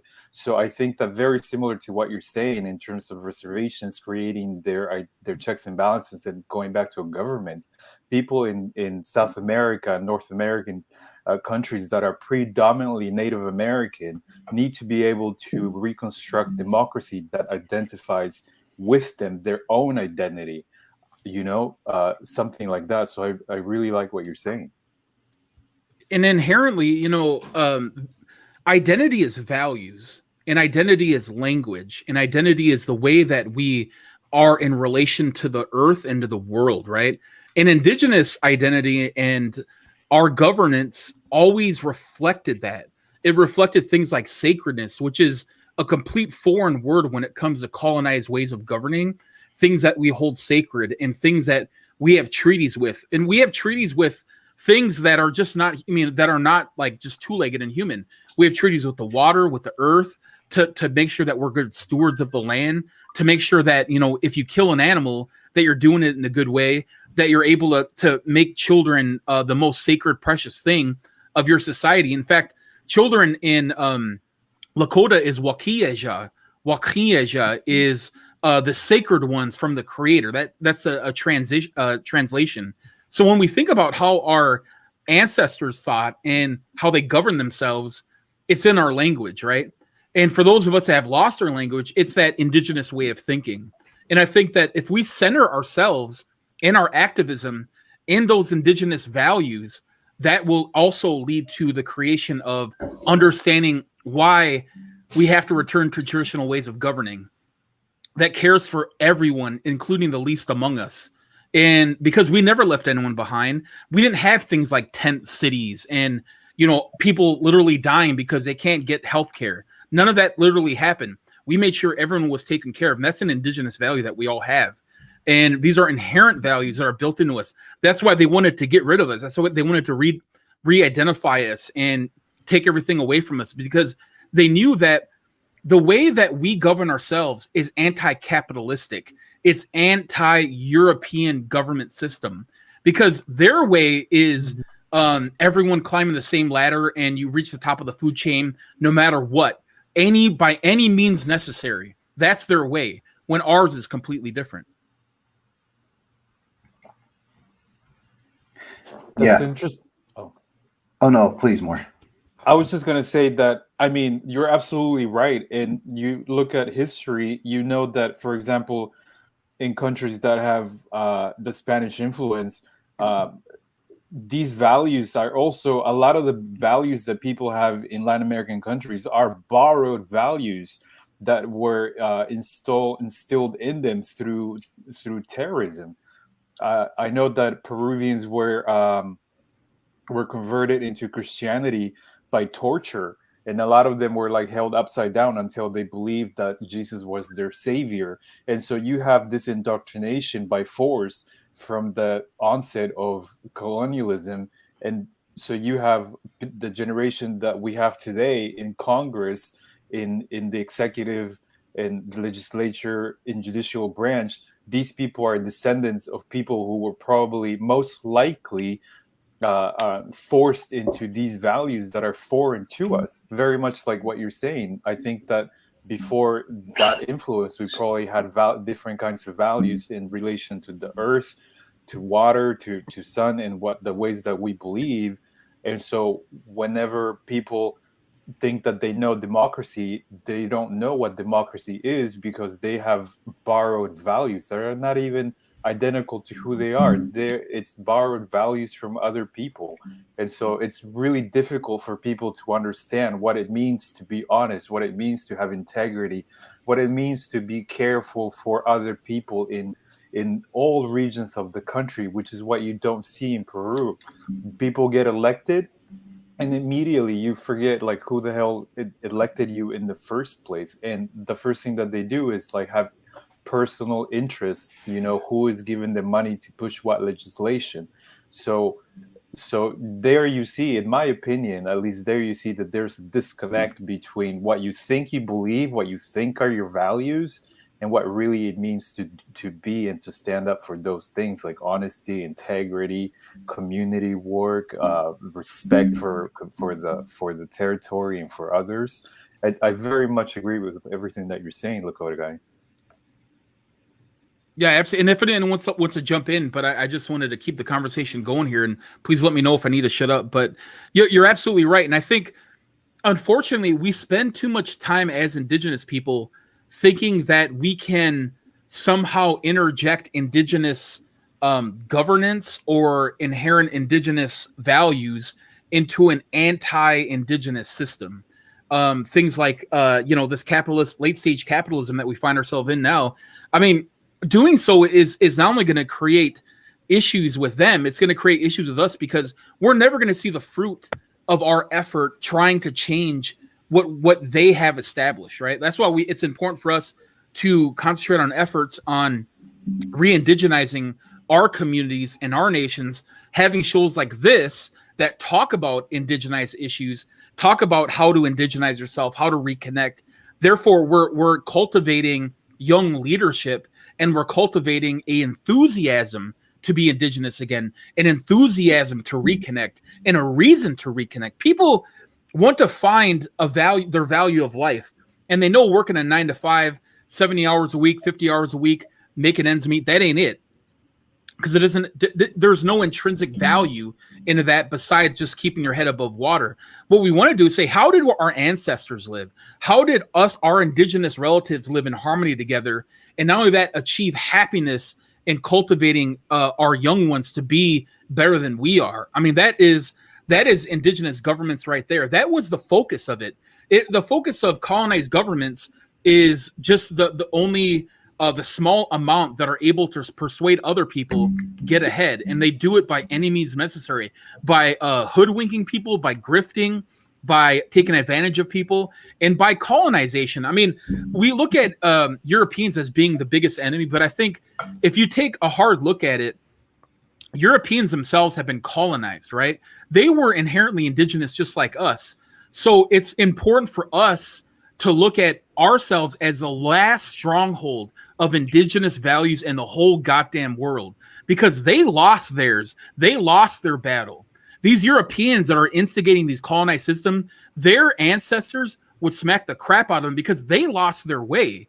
We are the last hope for indigenous values. We are the last hope for what their ancestors failed to do, which is, not only keep language, history, and culture, but an enthusiasm to reconnect, and including people that are in their journey of reconnecting. That's why it's so important to keep the door open and look at them. I mean, look at St. Patrick, the idea of St. Patrick, right? St. Patrick's Day. He was colonizing Europe, and he was colonizing Ireland with all these tribalized Celts and Celts, right? And he was tribalizing all of them and Christianizing them by any means necessary. So there's like a late stage view of what Europeans have gone through, and that's the point of view that I think that we really have to look at. You should be a professional speaker, Lakota guy. Oh, thank you, man. That's a big compliment. I appreciate it, brother. No, of course, you're more than welcome. And I wanted to trace back really quick. It's interesting that you brought up China as well, because like I've been following everything that's been going on with them since like 2014, like regarding the South China Sea and whatnot. And now, like with the Belt and Road Initiative that they started, and like now you see like in Africa where like they're working with so many like countries, governments, and whatnot. And like you said, like a lot of resources and whatnot are being used. But here's the thing, though. Well, stolen, I guess, is what you said. But like they don't even. The thing with the Chinese government, at least in this aspect, is that. Well, this could be because they have like 1.4 billion people in their country. But when they go to like help these African countries and whatnot, they don't even use like Africans to help with like construction, as far as like building roads and transportation and buildings. It's all like, people from China they bring over. So it's, yeah, man, that's very interesting. Like how I want to see how that will play out in the future, like will there be like more, future colonization and whatnot. I know like that's not what it's called now, but in a lot of people's eyes, they view it as colonization. or some sort of imperialism, huh? You know, brother, what I was going to say is that the end result of colonization isn't some sort of utopia, that there's some sort of like shared resource, there's an equal opportunity as this country has failed to produce, right? The lie of the United States is that this is civilization, like John Trudell says, right? That's the lie that we live, that this is civilization. But I think a bigger lie on top of that is that this is what democracy looks like. Democracy like this doesn't allow Jeff Bezos to exist. That's not what true democracy is. That's not what our inherent indigenous governance actually produced, right? That is the issue we have today. And I think furthermore, man, I mean, when you talk about China and all these other things, the end result of colonization is a permanent class system. And that was the goal of the Spanish when they came to the Western Hemisphere, is that they looked at it as like, we have labor power, we have technology, we have all these things that we can exploit onto these indigenous people. But more so, the end result that the leaders of Spain and all these other foreign governments is to instill permanent class systems. And that's what we're seeing today. And the funny thing is, the Europeans that are so much participated with their privilege, participated with things like, the Land Allotment Act, the Homestead Act, which gave their relatives like 160 acres for free because they're simply white people and they want to have crops, right? All of this stuff that they inherited was so good for them in the 50s and 60s because they believed the lie. And that's the amazing, and that's the intellectual prominence, and that's the beauty part of us indigenous people, is that we refuse to believe the lie. Our ancestors refused to believe the lie. That's why when you saw them in the 50s and 60s able to create microaggressions towards African Americans and indigenous people and enjoy the Leave It to Beaver life, right? In 2021, half of those goddamn cities are ghost towns right now. And now you have white people in middle-class jobs having to work 2 jobs, back on their mortgage. Their wife hates them. They hate their job, all this stuff, because they have believed in the lie so much. So now that they are reaping the benefits of inherently what capitalism is, what this colonized system of governments is, they are now understanding that they put themselves in their own jail, which is a permanent class system. That's what we have right now. Mm-hmm. I'll say it's actually quite sad to see like these small, like, Midwestern towns, like, unfortunately, like, dying, out, because I live out in the Midwest, and I guess Lakota guy, you technically are in the Midwest too, and PE Yeah. are as well. Yep. And we see it, like, I see in Illinois, like a city that's not far from, well, somewhat far, but called Decatur, where it had like close to 100,000 people. Now they're like, I don't know, it's 60,000. And that was within a short like time frame, like so many jobs have moved out to other countries, so many companies, and I feel bad. It's sad to see that, because I don't like to see Americans and all us not have jobs and then suffer. No one deserves that fate. So it's a sad time, but I don't see, like, at least maybe within my lifetime, these small little towns like returning back to a state of normalcy as far as like being able to prosper again. Like, so many people are moving to like suburbs and in other parts of the state. Like, so many people left Illinois. It's crazy. Like, there's like a mass exodus of, oh, sorry, someone wants to join. A mass exodus of people leaving Illinois, mostly because our government is still insane.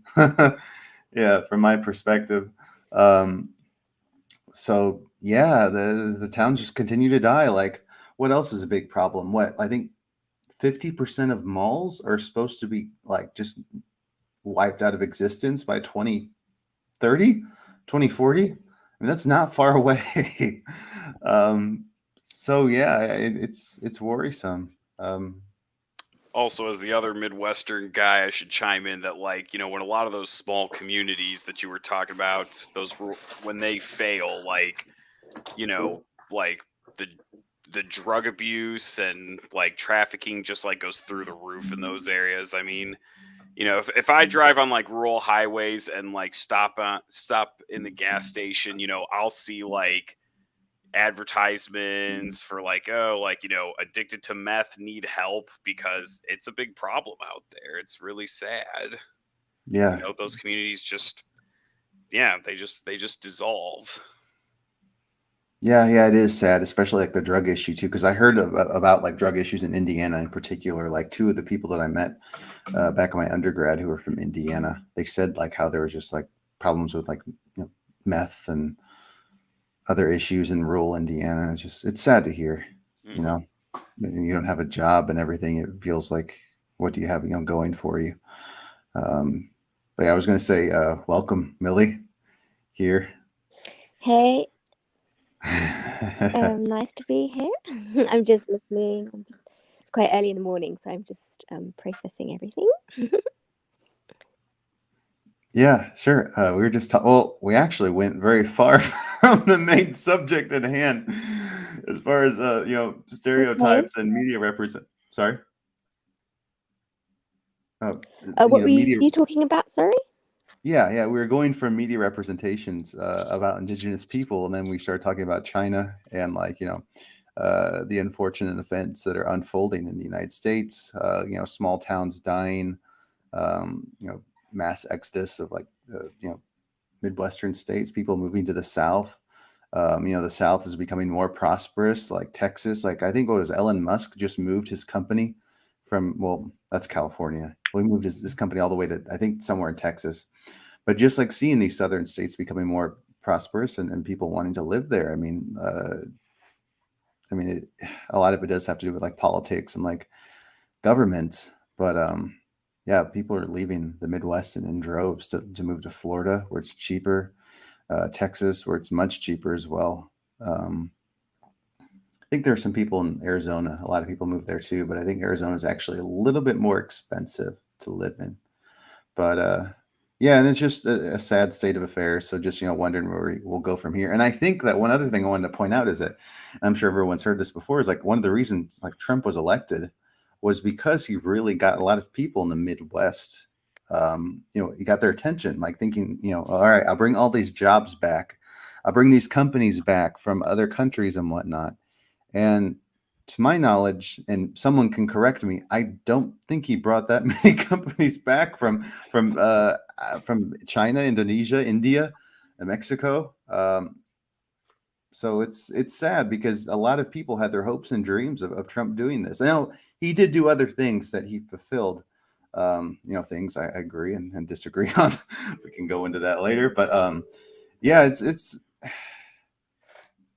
I'm not sure where the future will go for us, that do reside here. And well, I would say this, Mark. Sorry, I didn't mean to interrupt you at all. It's Sure. it's the app, but it's so telling that in the 70s and 80s, McDonald's, their big advertisement was "Have it your way," right? That was the thing, "Have it your way," right?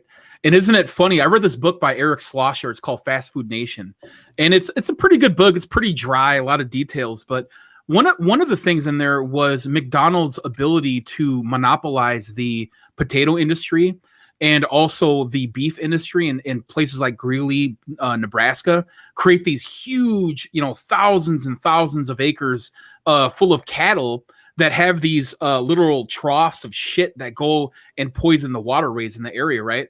But again, McDonald's has great lobbyists, and they're able to work with these small governments. I mean, these small, communities and governments say, you know what, we're bringing jobs.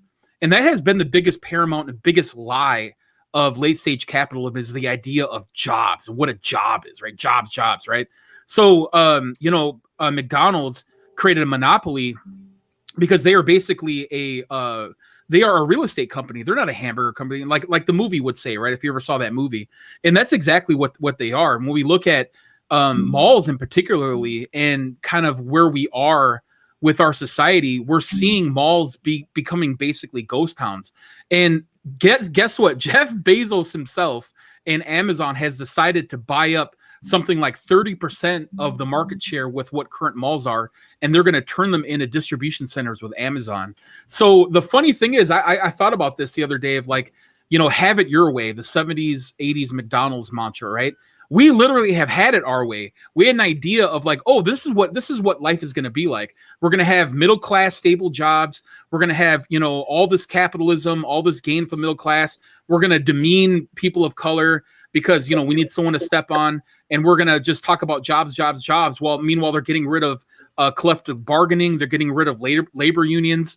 They're incentivizing things like these goofy visas to exploit labor down south to bring them up here to make sure that our vegetable and fruit industry continues to live and make the profits they do off the back of labor, while not only demonizing the labor people that are picking these fruits and vegetables.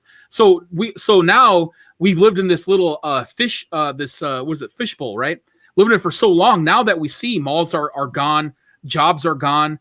And the last throw of these baby boomers was Trump to say, you know what? Trump is going to bring coal back. Trump is going to bring jobs back. That's why you had Wisconsin turn red for the first time in like 25 years, is because Trump was going to bring. And guess what happened? He went to Mar-a-Lago and got everyone rich except for the working class. And that's where we're at right now. And you know what? I'm kind of glad for it in a way, because maybe people are going to wake up and say, you know what? Demonizing people on class is probably the wrong way to go. Maybe we should look at humanizing everyone. Maybe some of these people that were laughing at a lot of people being deported by ICE, which Obama was one of the major proponents of deporting people, by the way. People laughing at that, like that good for them, right? In 4 years from them laughing, now they lost their house, they're living in their goddamn car. And maybe at that point, it should humble your ass to not live in such a classist society. Now maybe you should humble yourself and say, you know what? Maybe the good of all of us, as these indigenous people have been talking about since the beginning of time, maybe that's the better system.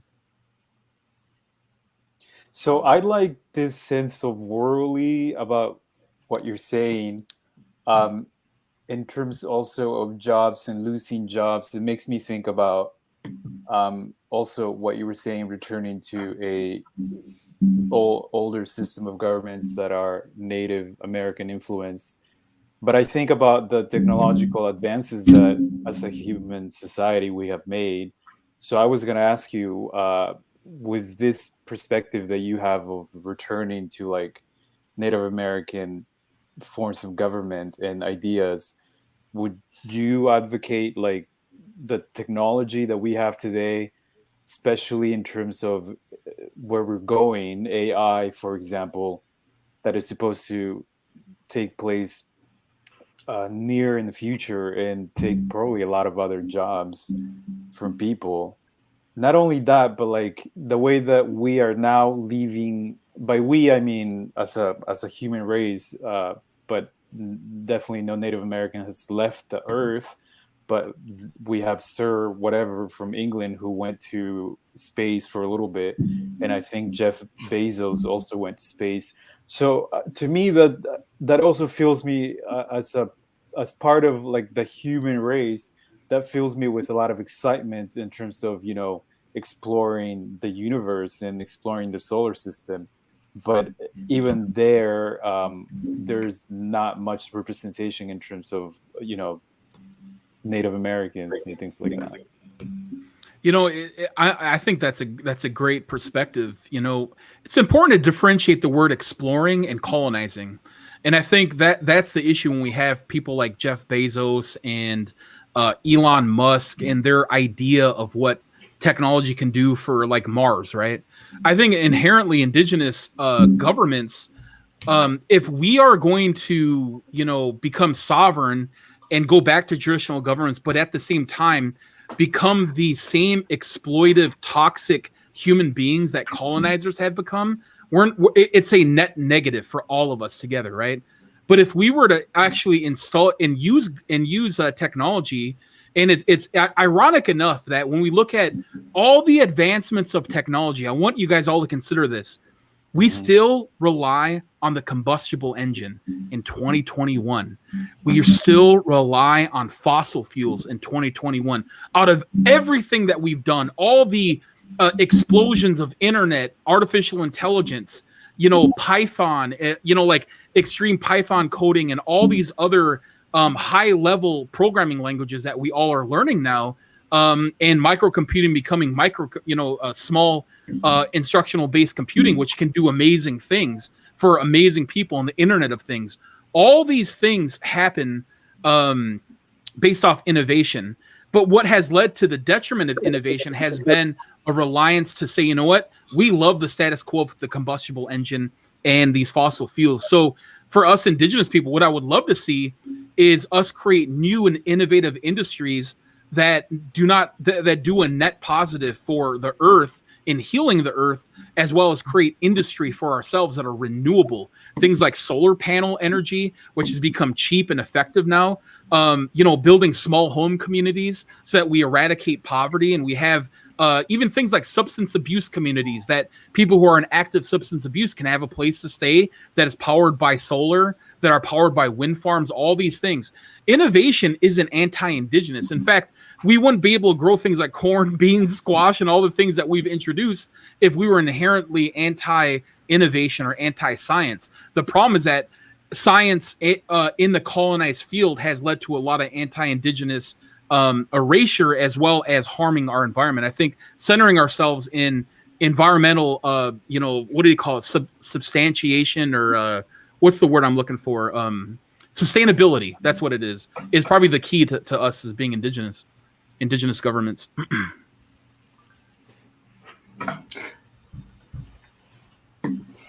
I was going to add on, Millie, did you have anything you wanted to add? I know you kind of came in and came out.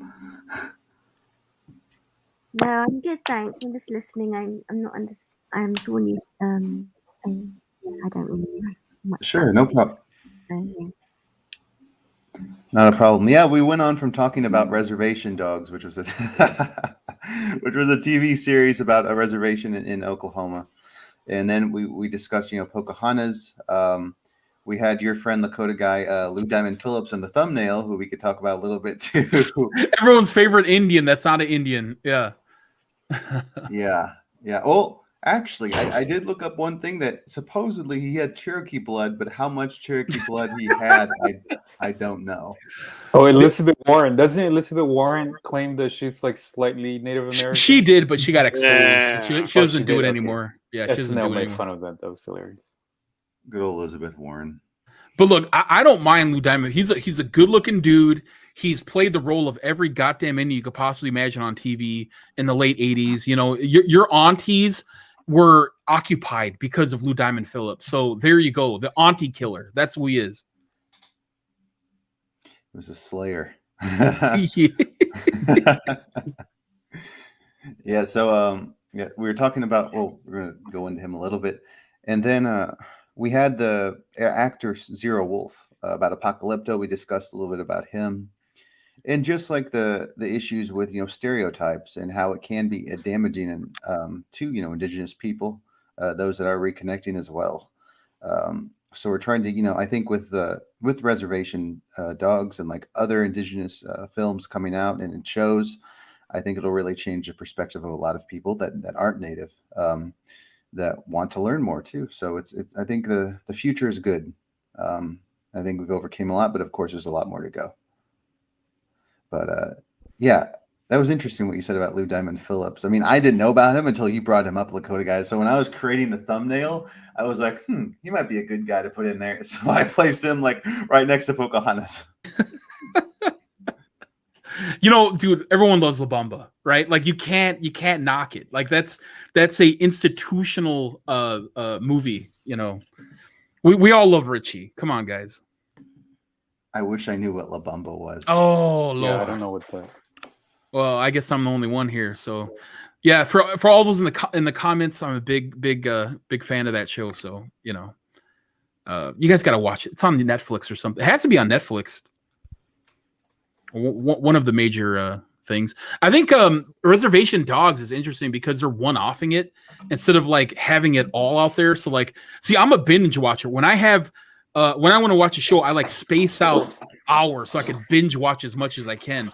I hate the idea of like getting it spoon fed to me. I'm like, no, I refuse the spoon feeding. I want it to be all or nothing. To be honest with you, I've never actually binge watched before, man. I'm always like stuck watching like YouTube video after like video, or my mind's just going from place to place, man. So when I get the time, I will definitely binge watch, and then I'll check that out too, Bumba. So, yeah, I was going to read one of the comments here. It seemed like someone else knew about La Bamba too. So it seems like a lot of people here in the comments know of that. There we so go. Somebody That's good. said La Bamba is what real life Mexicans are facing every day. Did somebody say that? Yeah, I saw that in a comment too. Living in Pacoima and getting record deals, that's not a bad life. Yeah, right. Oh man. But yeah, going back to Reservation Dogs again, like the 4th episode was really interesting, and I don't know if I should ruin it for everybody, but it went from like what the doctor guy having like the fetish Yeah. of indigenous people to what was the ending? I guess like just the father not being able to make it. So it was kind of sad, and I don't know how many like people on reservations do come from single parent house. Oh, it's a majority. It's the majority now. Yep. Oh man, that's sad. Yeah, and I think, look, you talk about a loss of culture. I mean, talk about the nuclear family, man. I mean, that's a detriment right there. When we have people that don't know how to be dads, don't know how to be moms, raising these kids, I mean, we see it in every culture, right? But it's normally, we got non-white families that are the biggest sufferers of the biggest economic, issues and health issues and substance abuse issues, all these things, and it's, I think that the last episode was great because it emphasized like, man, we need to step up, we need to step up personally too, so many people, it's funny, I'm 42 years old, so I've been in this shit for a long time, and it's funny, you see people that are just so all about rah indigenous things on the outside, but on the inside, they hate their family, they hate their life, they treat everyone like shit. It's just different. You got to have that balance. Yeah, a little bit happens. Something like that happens in religion too. A lot of people are like, "Oh, I'm super religious. I go to church every day." But I know some Mormons that are supposed to be like family oriented, but at the end of the day, their family lives are like in shambles. So I get what you're saying. Yeah, Christianity it's a whole topic, brother Marcus. That's a whole show right there, man. Yeah, we would love to. I think me and Juanchelo will make another video about just religion and Christianity, Catholicism, how there was like in Peru and Central and South America in particular, like a lot of indoctrination for subjugation of indigenous people. And it's really crazy how they did that, like how they would wipe out some forests, like the Spanish conquistadors, and then they'd first build a church, and then they would build everything else around the church, and then bring the indigenous people in there to live there. In Peru, what happened was that they would build a lot of the cathedrals on top of already a really good, what do you call it? Like a citadel, like on top of that. Like, and I think that happened in Cusco and also in where Mexico City is. I believe that's used to be an ancient site. Underneath all that cathedral, there is like a citadel underneath that. So that's also used to happen back then. The funny thing about that is exactly in Cusco. So they built the cathedral that's in Cusco is built on the like on the former palace of the Sapa Inca. And the funny thing is that like that's an earthquake prone area. So like when earthquakes hit, the Spanish buildings will just come down, and once they're down, the Inca ruins that are built with all that incredible stonework, they're still standing. And in a way, it's like this crazy metaphor that like the Inca figured out like how to withstand anything that nature could throw at them, but the Spanish, like they can't stand in a breeze. That's true. Yeah, I wanted to repeat. Someone asked me what I had said, so I was just saying how, like in the 1500s, 1600s, the Spanish conquistadors would, come into the Americas, and they would, create these little towns, And what they would first do, I believe, is build the church in this, land that they took over, and then start building other, housing and whatnot around it. But they'd make sure the indigenous people were very close by around the church, because that was how you would subjugate the indigenous population into being Christians or Catholics. So that's what I was talking about. Anyway, going back, I think in Tenochtitlan, you can also see temples. Did someone say that already? But you can, Tenochtitlan, Mexico City, where you can see temples under, under not castles, under churches, and other buildings as well. I think they wanted to rename Mexico City Tenochtitlan or something of that nature. There was an article about that, but I don't know how successful that would be. But yeah, the Incas were really good at building things like just up in the mountains and everything, like regarding like the earthquakes and whatnot. It's really impressive. The Machu Picchu site, for example, it has some sort of mathematical logic in the building that they left like enough gap that if there's earthquake, that it would shake between the spaces and the stones would still not fall. So I think that maybe the Inca, through their studies of time, they probably understood how long time can be, and they probably had like a little bit of an obsession to keep record or to keep their existence going in the longitude of time. So they created like monuments that would like last a while, and so you have like these stone monuments, which is interesting. Yeah, no, I agree. I think someone wanted to see a picture, so I think I might share that really quick, just so people can know what we're talking about here. Hey, Marcus, I just want to let you know I got to take off here. I got another obligation to get to my family here. So I wanted to just let you know I appreciate you being you having this forum. Thank you, Mar, Pete, Juan, Sierra, Millie. Thank you guys all for being here, man. It's so great to talk to you guys all the time. Some of the most educated panel on YouTube here. Make sure you hit that like and subscribe, and share it with your family and your church. Next time you go to a confession, tell your bishop or your priest about it. Tell them Mara wants to talk to you. Those type of things. So we'll keep it rolling. I appreciate it, guys. It's always a pleasure, Lakota guy. Thank you for coming on. Absolutely. Good to see you. So yeah, I was just gonna share that really quick because I do think someone wanted to see it, just so they know what we're talking about.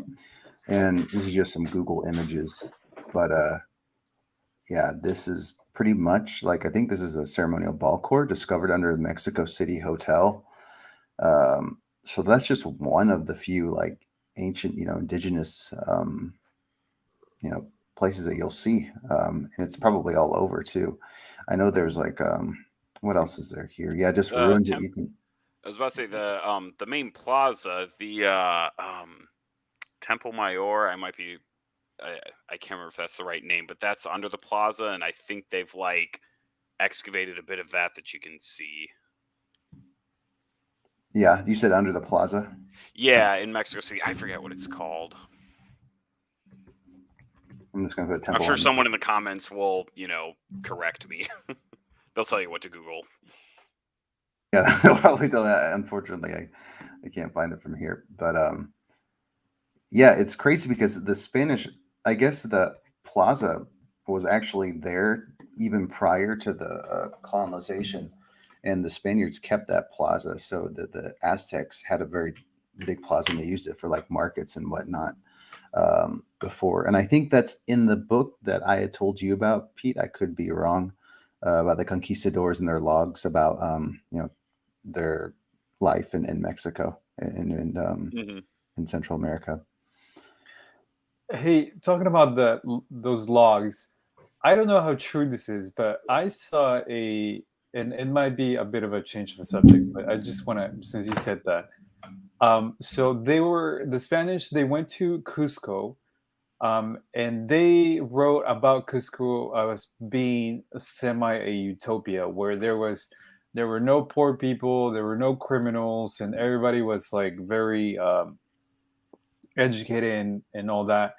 But what really like was interesting was that in one of those writings they wrote that there were white Cusco people, like white indigenous people, and they wrote to the king and queen that if you put those indigenous people next to the Europeans, you wouldn't be able to see a difference. So I was like, "Whoa, is that true? Like that's crazy." So I don't know if something like that you guys may have heard from, for example, Colombia, Juan, and Pete. You're from North Yeah, I America. think from I've the heard United that though. States. But I think I've heard of that too, and I think I don't remember that being about Cusco. I think it was about the Chachapoya. Do you know who they are? Yeah, they're a little bit more north, Yeah. right? Yeah. They live in like the they lived up in the mountains. Whether there's any like validity to those claims, I don't know. I mean, I've never really done a whole lot of research into it, but as I remember, that's who it refers to. That's really interesting that you know a lot about Peru. I read too much. That's I say, good. never been there, Yeah. but maybe someday. Hey, it's always good to read, right? I think all of us here. I mean, for me, like I've read a lot about like the conquistador logs, and now I'm trying to get the perspective of like the Aztecs of their views on the the whole invasion of the Spanish and like how everything started with them, um, as far as like imperialism, colonialism. So yeah, to all those that are out there, please make sure you try and read up on some books about indigenous people, and especially like you can find a lot about like the Aztec Empire. Um, I don't know about as much as the Incan Empire. There are some books out there. I'll make some recommendations probably a little bit later. I'll put some in the You, if I description. could make one book book recommendation, and actually, I think I recommended this book the last time I was on the podcast, but I'm just going to do it again anyways.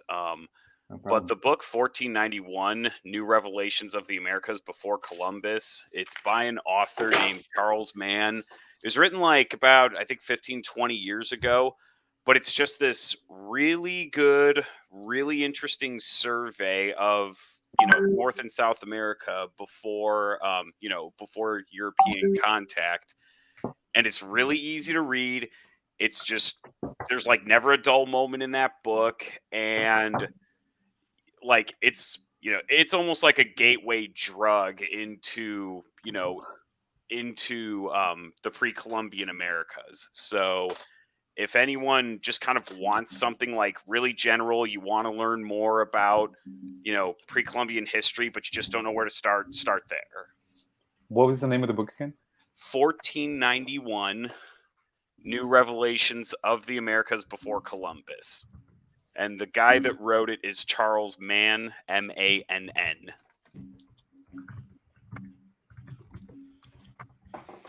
I'm typing that down. I wrote it down too. New Revelations of the Americas Before Columbus. Yeah, Yeah. 1491. If you go to your library, they'll probably have that book. At least mine did. That's where I first got it from, and then I liked it so much I just bought it because I didn't want to keep checking it out. Yeah, no, I'll have to check that out too. I actually just got a book. Juan Chalo and he recommended me this book about Jose Vasconcelos, and he was like the really staunch like advocate for like mestizaje, and he said like a lot of like anti-indigenous, just anti-everything. And he was like a part of I think he was like the board of education. He served on the board of education. Was like the leader of the education system in Mexico. So we're going to dive a lot into that history in one of our videos in the future. But yeah, it is really interesting to learn about that because, again, Pete, like they don't teach that much about, indigenous history or Central and South American history as much as they should, in the United States.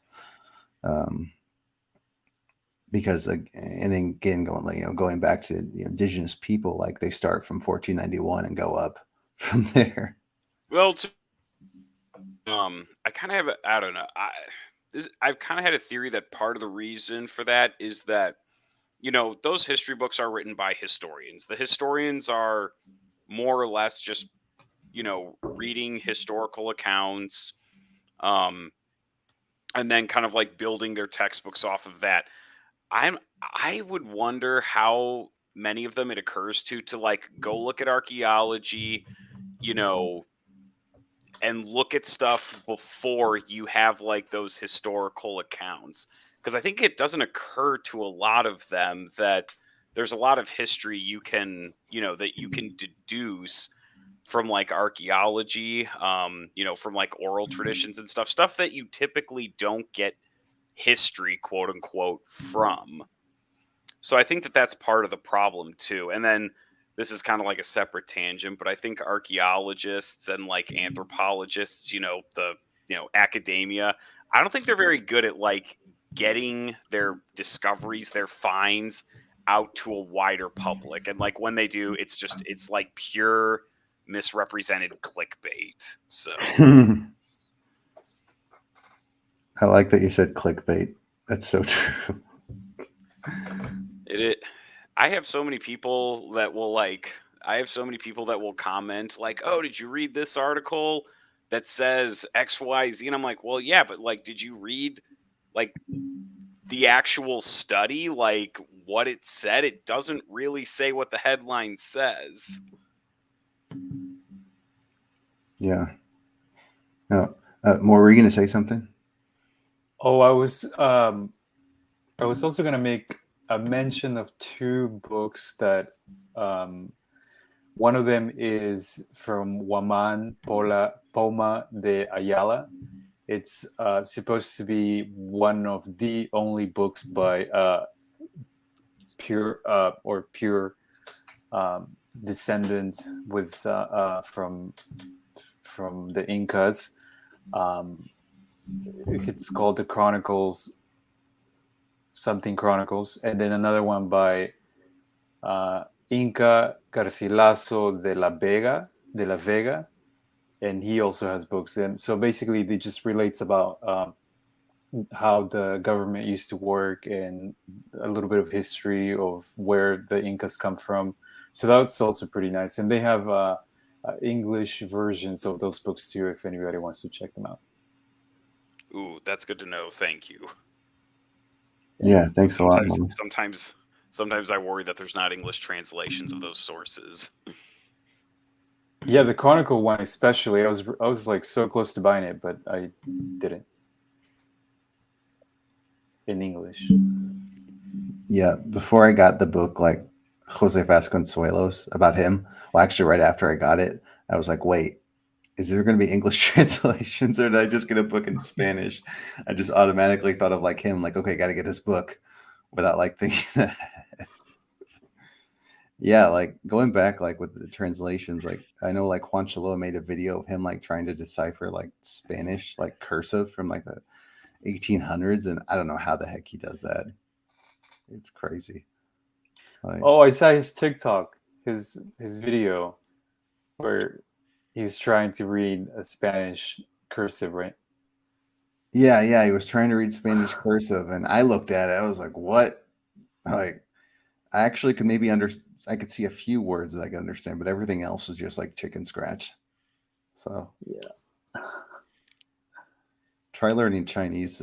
Like I took a Chinese class during graduate school, and I barely remember how to like pronounce any of the words, or not pronounce, but just like reading the Chinese language. It's just crazy. So yeah, I mean, I guess you could say the same for like Arabic too, and Hindi as well. It's just so different from like our written language here is English and Spanish, just like Germanic and Romance languages. But I think that going back to like movies and medias and just common stereotypes, I do think that there has been like a little bit of a change, with the advancement of social media as well. With like Netflix series, you'll see a lot of this, like more advocacy for like indigenous people through social media. So it brings people more like it gives them a better perspective to like see like, okay, this isn't how life really works. I just wanted to trace that back. Millie, I was going to ask you, did you have any possible books? Do you think, and I mean, I know you worked in Peru for a little bit. Do you think that there's like a fair like representation in the education system there? If you want to talk about that.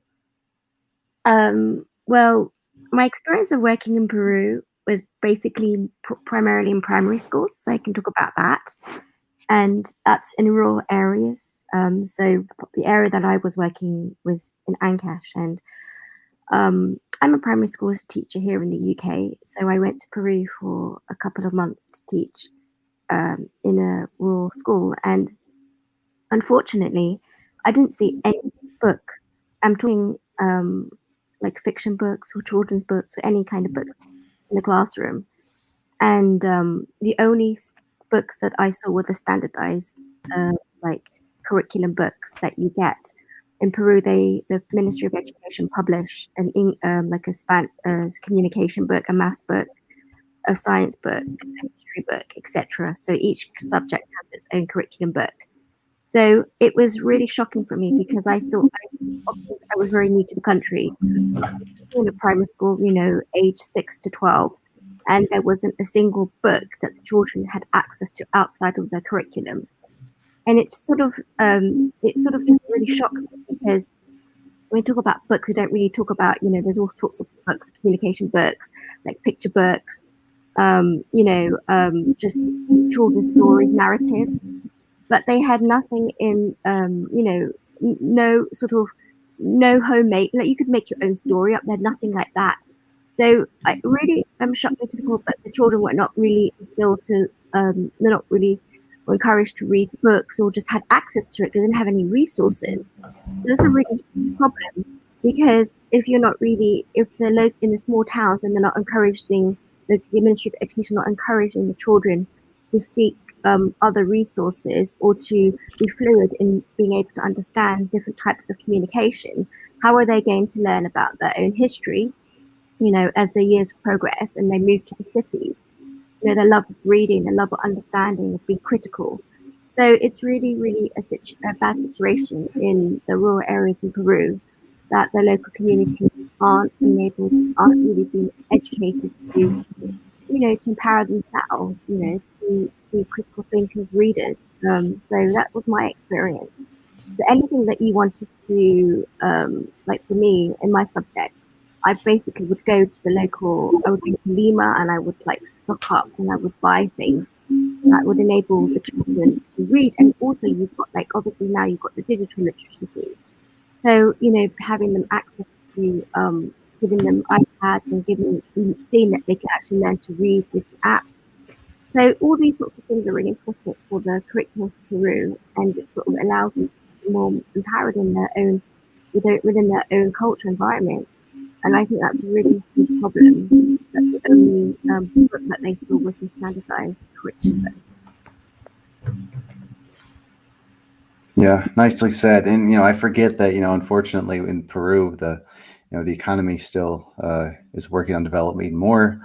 So unfortunately, people in rural areas don't have as many services and resources, and it's a serious problem that does need to be addressed more. And I think with like the new administration in Peru, Castillo, maybe he was for, I think, education. So he was pro education. So sorry.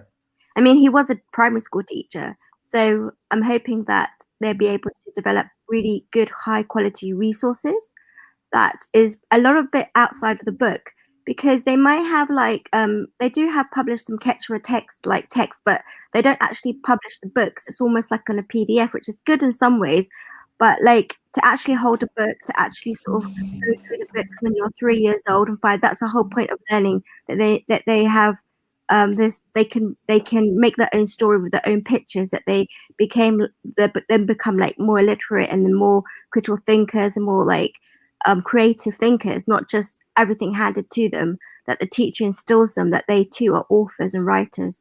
It's not just because you buy a book that makes it more that they only them are the writers. We too are writers. And I think that's really important for them to instill in the local communities, because I think they have the essence that only if you buy a book, then that is the real deal. But they've got stories to tell as well. And if you haven't given them the space to, allow the child to think that they too are right at the age of 3, when they're just beginning to like pick up a pencil and learning their words and thinking about the world outside of them, they then won't have that instilled within them. So I think we're all writers, we just communicate in different ways. But I think that's a necessity, that they actually get the books in the classroom, picture books, and they get really basic, simple stories, because a lot of the stories that I've seen in Quechua are really geared towards 7 years old, which is good. But as an early years educator, I am, so I deal with children who are 2 years and up. That's the stage where you start thinking outside of your box, like I said, and that's the way. That's how you start to learn more about the world. So if they start to learn more about their own world, and they too are thinkers and writers, and draw pictures, that is so more valid than going to book, shop and getting a book. I mean, both are valid, but I think given the circumstances, it's better for them to write their own stories and books. Yeah, no, I agree. I completely agree with you, Millie. I think that it is better for them as well to be able to write your own stories and books. And I think that there will be a lot more progress with a president that does encourage, better, fair opportunities for schools, rural schools, and for teachers as well. But again, you'll just have to wait and see, because he just started. So yeah, maybe there'll be better things. And I guess you could say the same things with schools in the United States too. Like a lot of, unfortunately, rural schools that have shrank. Like, I don't know, like Pete, maybe you it's probably similar in where you're at in Indiana, but in Illinois, like the small schools as well are just shrinking, which means like less resources. So They're like a lot of consolidation over there. Yep. Yeah. Yeah, that's what you see in in rural Indiana as well. Oh yeah, pretty much everywhere outside of the Chicago area itself. Something that I want to add to what Millie is saying, everything that you are saying is so wonderful and so amazing, and I completely agree with you. And that lack of representation, not only in their stories, like in illustrated stories, but also in a lot of like television series and things like that. I want to say one positive thing about the Peruvian television is that now in the Peruvian channel, they include a section where they speak in Aymara and they speak in Quechua, and the people dress like the typical attire that they wear there. So in terms of seeing your identity and your culture in television, that really helps the people that speak that language and the people that dress like them. So I thought that was really amazing, because there's a huge population of the people that speak those languages in Peru, so you can see it reflected in television. But it also got me thinking about the United States, and how in the United States we have a huge population of Spanish-speaking Americans, but you don't see NBC having like a news, little segment in Spanish, or Fox will probably be the last channel that would ever do that. But you have huge populations of other countries' languages here in the United States, but the mainstream media doesn't, dedicate some segments in their languages, which is something I just noticed and contrasted with what Peru is doing.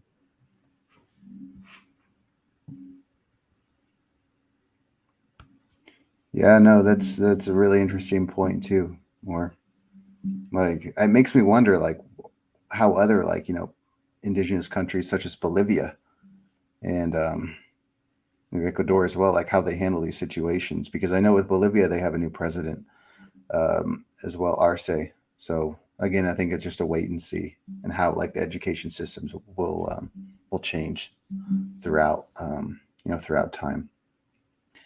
Millie, I know that I think that one large population in England is Arabic, right?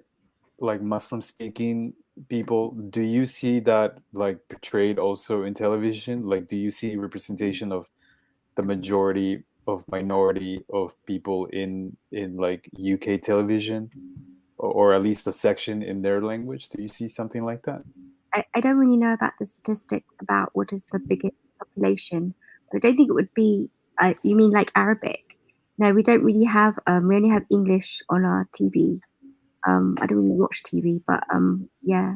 Or they have like a Welsh and Scottish channels as well, like in their own regional areas.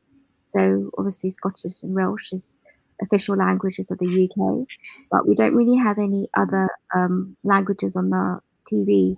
But that's really, I think that's always been the case. So for example, music, for example, I know in Europe they would have lots of English music from the United States and England, all throughout all the ages. You know, they would all know about, but we would never get like Spanish music or French music.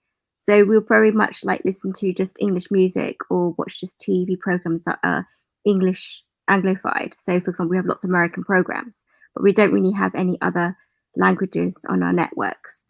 I really, like I say, I don't really know what the percentage of like population is when we like statistics, how many speakers are Spanish, how many speakers are French, Italian, Arabic, etc. I wouldn't know that, so I can't really say that for sure. I think in London, I mean, obviously London is completely different, and Manchester, I think, are probably the biggest areas of multi languages. But other than that, I'm not really sure like how it's spread out. Wow. And look who's joined. Back from the other dimension. Who's this guy? Who are you? What are you doing on this stream? Mike's out though. Juancholo, good to see you again. Glad you're back. And I'm sure you've probably been like listening on, talking about, you know, just the media and everything else going on in the world. We went on some tangents, but some good ones though. Juancholo, did you want to add anything about what we said? Or maybe mute's off still. Hey, Marcus, add my mic, bro. Oh, my bad. I didn't even. Okay. Sorry about that, guys.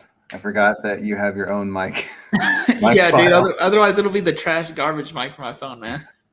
No, you're good. I completely forgot. No, what's up, guys? It's good to see y'all. Good to see y'all. Marcus, you know, I wanted to say that you're an Incan LARPer. You know, I want to start off with. Just kidding. Oh, man. I'm just kidding, bro. No, I saw those Hispanistas in the chat, bro. Like, shit was getting pretty stupid up in there. Dude, it's hard because I'm trying to listen. I want to listen to everybody, but at the same time, I look at the comments like, wait, no, what? It's got to stop that. I'm like going back and forth. But yeah, man, we had a good conversation. Lakota guy was on, and you know, we just talked about like the representations in Central and South America, North America, just media. You know, talked about reservation dogs. But yeah, it's been a good video live so far. Did you want to add anything about like maybe what you see in Mexico, or what you saw, or what you know of, I should say, as far as like the representation? I just know that, I mean, I'm sure you guys might have touched up on it because I've been watching while I was at work, and I can't watch the entire thing sometimes. I just saw a lot of discrimination for Yalitza Aparicio. I mean, that whole controversy for her and the fact that she's paving the way in Mexico for indigenous people, you know, full-blooded indigenous people to be in the media, right? And she's considered to be like a pioneer of that, you know. That's why they say she's really important in everything that she's doing. So that's the stage Mexico's in, you know, right now, right here in 2021, she's the pioneer just now. It's like, bro, this should have been done ages ago, you know? This shouldn't even be an issue, but it is what it is. You know, that's where they're stuck in right now. Yeah. And I think one thing I wanted to add, and maybe we'll wrap up here soon here, because I'm sure like a lot of people want to go to bed. But like, how for people that are like reconnecting natives, and if you look at Apocalypto, there were a lot of like, those that maybe were not like a part of tribes that were in this in the movie. So I think it's a good start. Even though like again like there are inaccuracies, but I think there'll be more accurate movies in the future, where there will be indigenous people and those that are reconnecting as well. Or sorry, come on. Did you want to add something? I'm sorry, I stepped out for a little bit. I'm not sure what part we are right now. Oh, we were just like just pretty much wrapping up some things. We were just talking about like media, and just the world today, going about like how Mexico. Juan Pillow was covering just like issues in Mexico as far as like misrepresentations and whatnot. And I think there's I forgot what it's called, Universal or something. There's some like program in Mexico which really puts indigenous people in a bad light. I forgot what it's called. So if someone wants to correct me, they can. But yeah, man, this is pretty much been we've been talking about. But to anyone that is like still up, needs to go to bed soon, y'all are more than welcome to on the panel. But yeah, other than that, Yeah, Juan, it's still pretty early for me. It's 9:40 here in California. that's right. I'm good. The night is still on. I should probably wrap up here pretty soon, but appreciate you guys having me on as always. Great Hey, conversation. Oh yeah, I was pleasantly surprised to see you here, Pete. So I'm glad you joined in. It's neat having you here. I was glad to be on. Thanks for having me. Hey, yeah, thanks, Pete. We'll definitely Nice meeting you, Pete. Nice meeting you guys too. Take it easy. Bye-bye. Bye. But yeah, I think that with those that are reconnecting, I don't know, more Juan, have you guys had faced like any criticism so far, like as far as like people that say they want to reconnect or like want to go back to connect to their indigenous roots? I know, Juan, unfortunately you got some crap in the Discord, but that's been taken care of. Someone's saying that you look like an Arab. Yeah, bro. Like on the Discord, man, that shit My was apologies. wild when we first opened that, dude. When we first opened that Discord, shit got wild up in there. We had to quickly tame everybody, bro.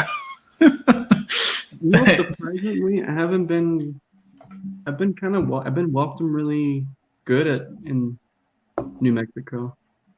That's awesome. Yeah, That's good, dude. About your I live in experience, Gallup, man. New Mexico right now, and it's been quite a shift from living in Florida, being a bunch of different people from everywhere, from being with so many Native American people. I just kind of blend in. I don't know. Yeah.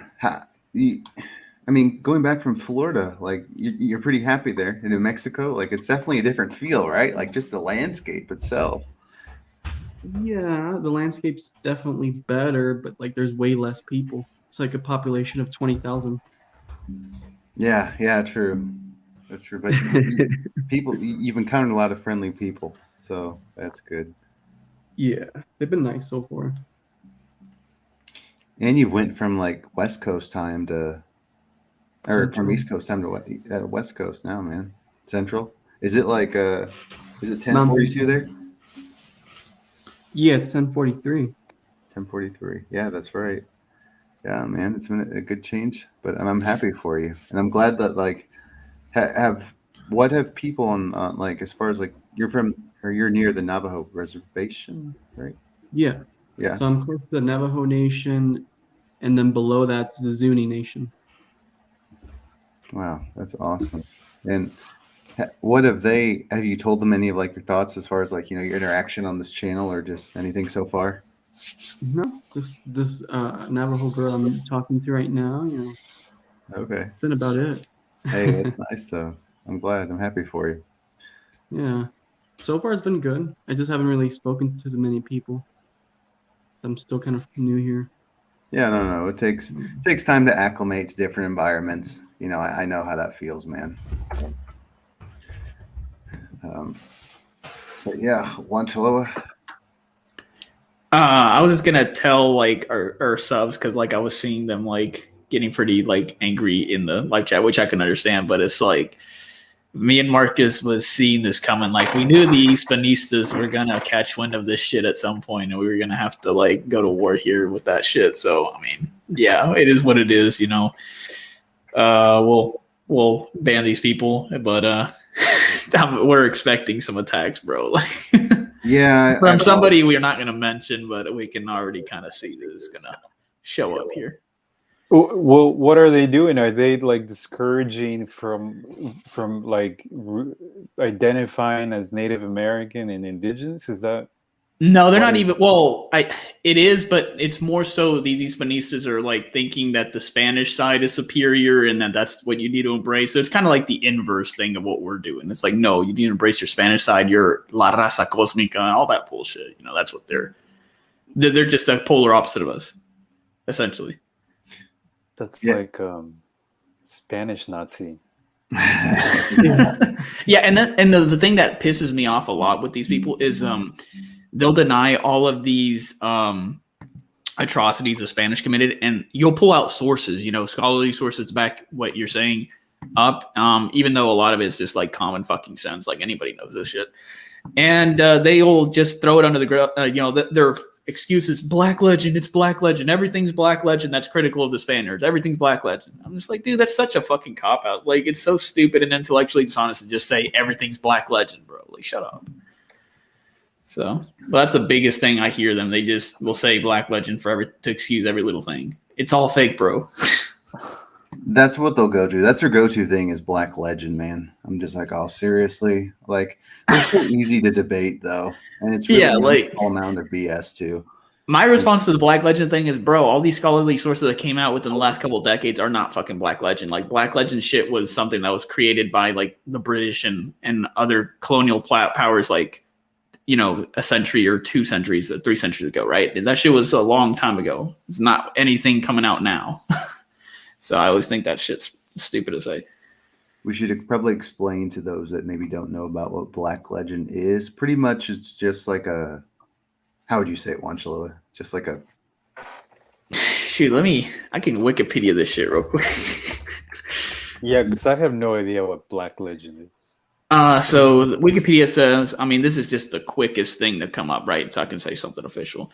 Let's see.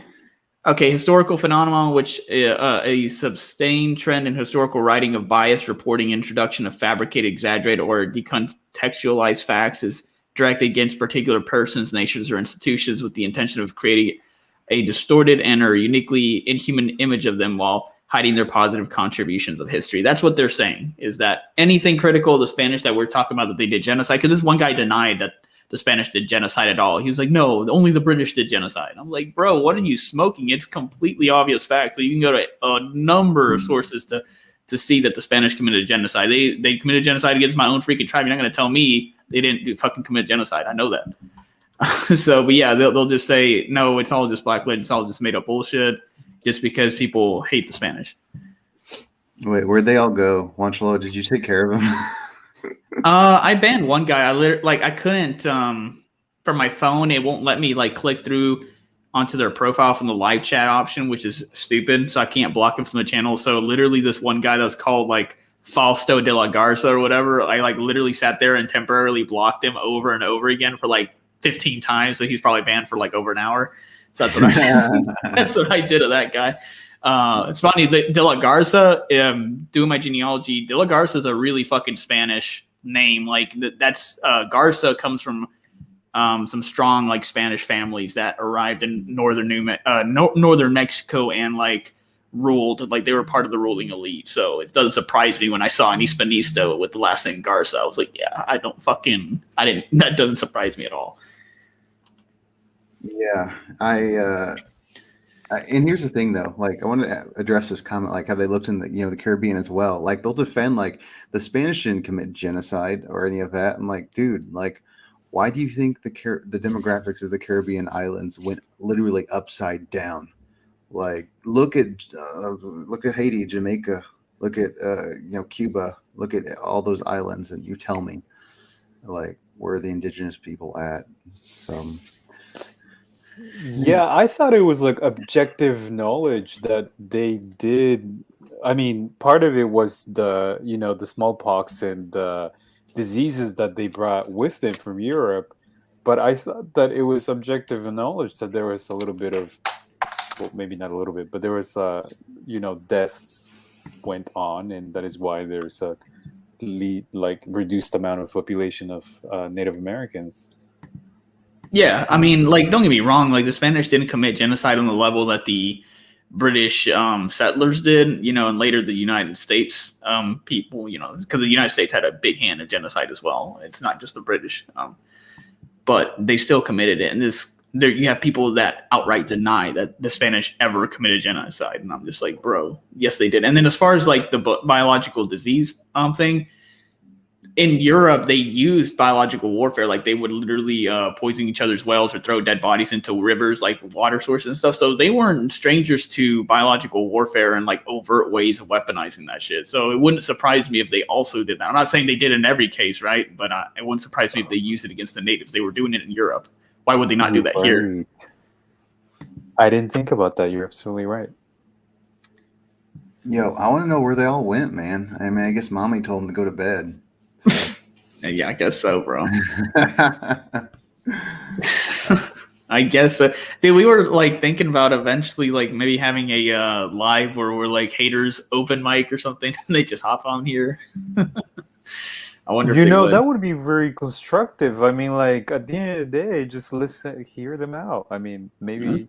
I mean, I just insulted them, but yeah, let's hope we can have some. I mean, yeah, it don't have to be it don't have to be ugly or devolve into a shouting match, but it's just gonna be like, okay, bro, like, can you like make your case, and then we'll just make our case, and it doesn't mean we're changing our minds. It's really just like, what do you got to say for yourself?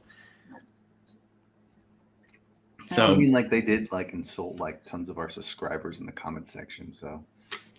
Yeah, they did, man. But one thing I've noticed is people are like less they're less intense when you get them on video, bro, or even in a freaking call. Like, all that intensity, all like I'm a come at you bullshit, it goes way down once you see another person's face across from you. That's what I've noticed with people. They're not as hard as they think they are. Yeah, I think they had a pretty good population on the Caribbean islands. I mean, yes, it wasn't like huge, but I'm addressing this person's comment, Wanchaloa.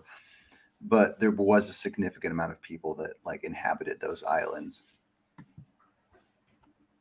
So there was tens of thousands on the islands from what I remember, just off the top of my head. Oh yeah, like on the Dominican Republic, there was tons, including Cuba as well. Now, like with the smaller islands like Jamaica and Haiti, maybe not as many, but still.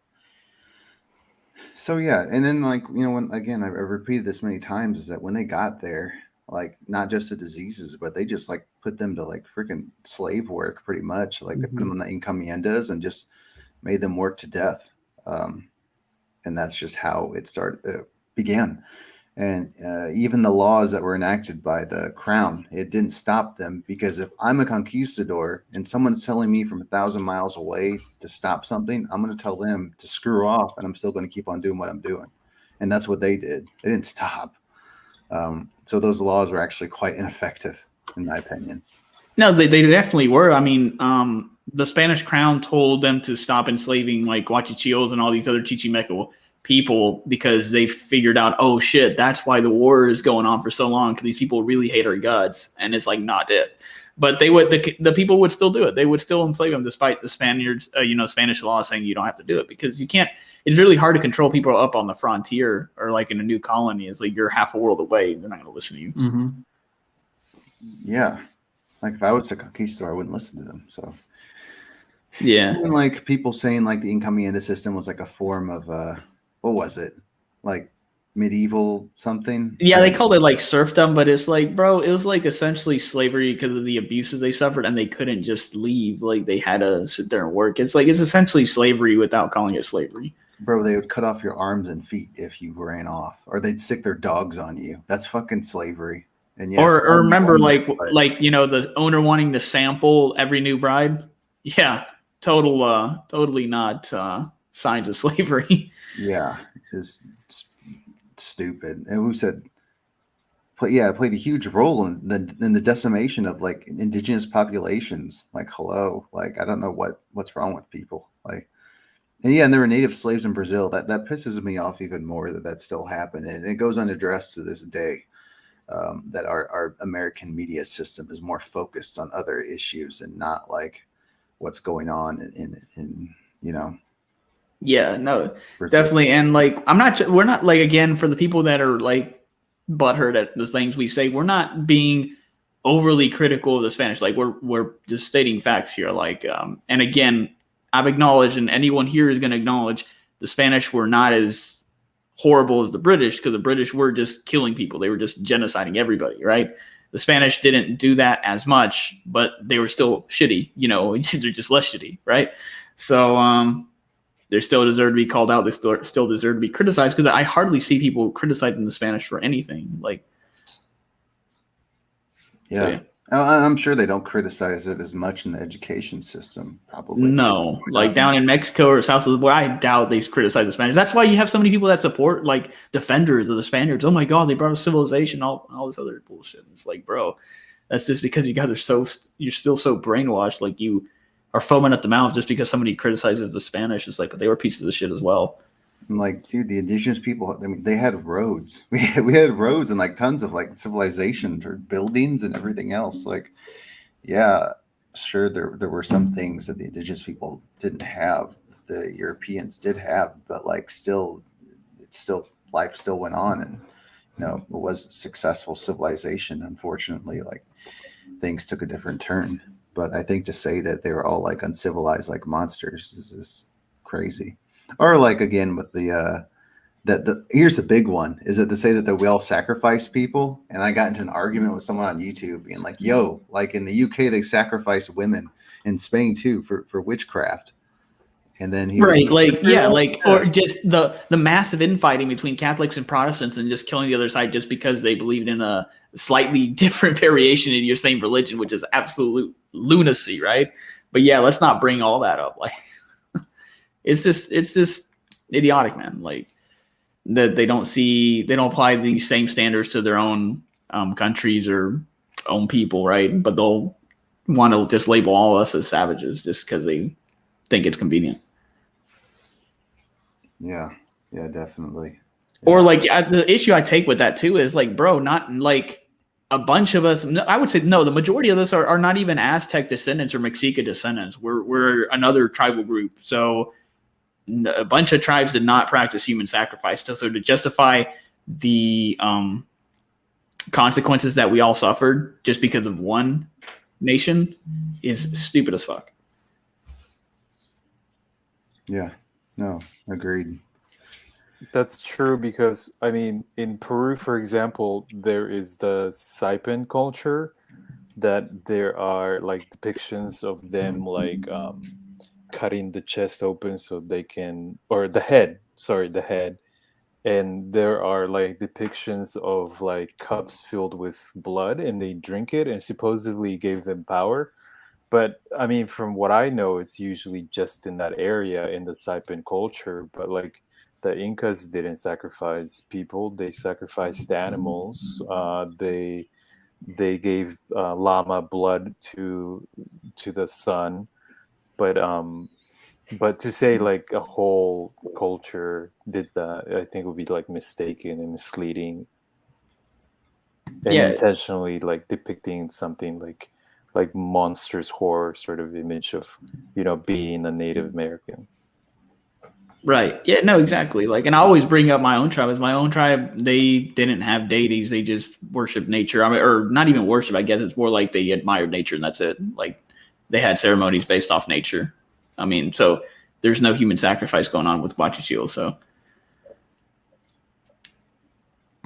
yeah, I always wonder like what the Spanish think of like what we have to say, because I looked at the analytics and I looked at like there were some people from Spain that like watched our channel. So I'm always curious on, I guess it's kind of, they probably think we're racist or something. Maybe because they're a bunch of evil racists. Yeah. Yeah, something like that. I mean, I heard that like Spain is divided, like half of them are like very understanding and like kind of maybe a little bit of sensitive to the issue, a little bit sensitive, but the other side just like screw it, like y'all deserved what happened or something like that. So it's a sad state of affairs, but that's what that's what happens when you have like really stupid leaders, like ones that don't want to apologize for what they did. For example, what Mexican president wanted that apology from one of the leaders in Spain. I forgot. I don't know if it was a president or from someone, but yeah, the president of Mexico did want an apology, and I think what was it? Whoever works at the consulate or something denied the apology, or they wouldn't give an apology out. So it's just like, all right, that's cool. I was gonna. Oh, my bad. Oh, I was just gonna say, Marcus, I've actually wanted to mention that, and I've heard about that, and I don't know of any other country that has done what Mexico has done in terms of asking the Spanish government for at least an apology or an acknowledgement. But like a lot of their position is like that wasn't like us today. That was like our ancestors. So we don't have any responsibility over that. So I don't know, like in a sense, I mean, it's kind of true. I mean, they didn't do it, but like, but at the same time, it's part of history, and what has happened is really bad. That there should be some sort of, at least an acknowledgement or some sort of like apology from their government, and that's what we were saying earlier, that governments should be able to, say, like governments like Peru, Bolivia, or Ecuador should be able to be like, hey, we need some sort of acknowledgement or apology from you guys. Yeah, I mean, at least give us, everything that you stole in the museums that you got, from our lands. Like, at least return that back to Peru and Mexico where they belong. There's so many artifacts that were taken during colonization that rightfully belong to Peru, Guatemala, Mexico, Bolivia, and all the other countries in Central and South America. But of course, like the typical, imperialistic attitude of those in Spain is that, no, you guys will destroy it, or you'll ruin your artifacts or something like that. So it's just really stupid reasons. Really? Yeah. That's crazy. Yeah, that's what the French did too. Like, I guess there was countries in Africa, like during the colonization in the 1900s. I forgot what country it was. It was Sierra Leone, or one of the countries in Africa that wanted their artifacts back that were stolen from French soldiers. And then there's this guy in a French museum who was like, no, you guys don't deserve to have them back. They'll just be, as I said, destroyed or, lost or, broken. So they're like, when you guys are ready to get your artifacts back, we'll return it to you. I'm like, dude, like, who the heck do you think you are? Like, y'all are lucky we don't like invade your country. Yeah, I'm pretty sure if it was a Spain versus like a lot of these, definitely all of us, like all these countries, right? But I think we need to do that versus video, bro. But I'm pretty sure modern Mexico could defeat modern Spain in a one-on-one war. I think. I mean, Mexico has the population as well. I think Mexico is at like 126 million people, and Spain currently has like 46 million people.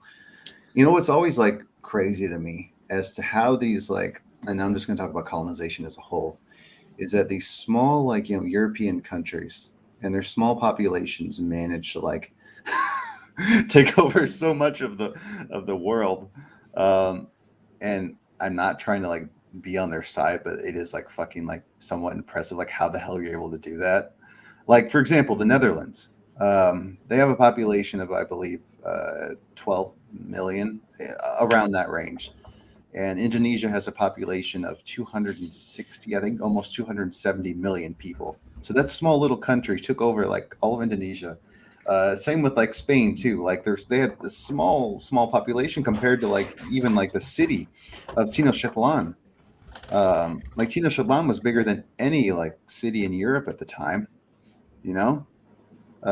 So it's just crazy how like they managed to do this. But it was like a lot of like divide and conquer, like the Spaniards were good at that. They were able to persuade so many like tribes to like join them in their conquest of retribution of what the Aztecs did. Now how they managed to bring all those people from like Mexico all the way to Peru when they had the Battle of Cajamarca, which was like the invasion, the Spanish invasion during against the Incan Empire. I mean, I guess Wait. like at that point. They brought people from Mexico for that war, for that battle. I mean, they had soldiers that were from like Central America and Mexico, Clutch Collins and like others that joined them in this pursuit. Yeah, they did take Tlaxcalas. They were like their token Indians that they took everywhere to do battle for them. Yeah, Yeah. I think people forget that the Spanish population during much of like the 16th, 15th century, those early centuries, was extremely small, and then the majority of the soldiers were like indigenous people, and that's what the history books don't take into account. And they always be like, yes, the Spanish were magnificent and strong, and had these secret superpowers. Okay, they didn't have superpowers, but y'all know what I mean, man. Like the Spanish were all Omni-Mans, bro. Yeah, they were all like Omni-Man, bro. Yeah, they could fly and shoot lasers out of their eyes. So like just stupid shit like that, and pardon my language. But just like stuff like that where they make it sound like they were invincible, but no, they weren't like it. And they don't mention how like that they were literally outnumbered by their allies from like by 100 to 1, Like there's just so many that they brought, and they don't bring it up in the Battle of Cajamarca. They don't bring up indigenous allies really. I mean, they'll say like they had a few, but it was many more. And even like with I don't know how many of y'all know about like with the Philippines and Spain, but there's colonization there as well.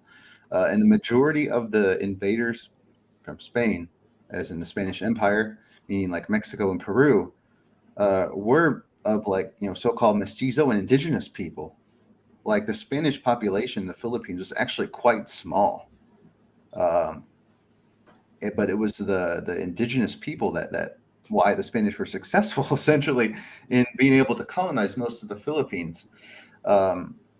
So I'd actually be curious to look at, because they said that like the DNA of like a Filipino person, like the most is like that have Spanish blood, the average would be like 3%. It's actually very small, while there are some that still have more, but most people in the Philippines don't have any Spanish blood at all.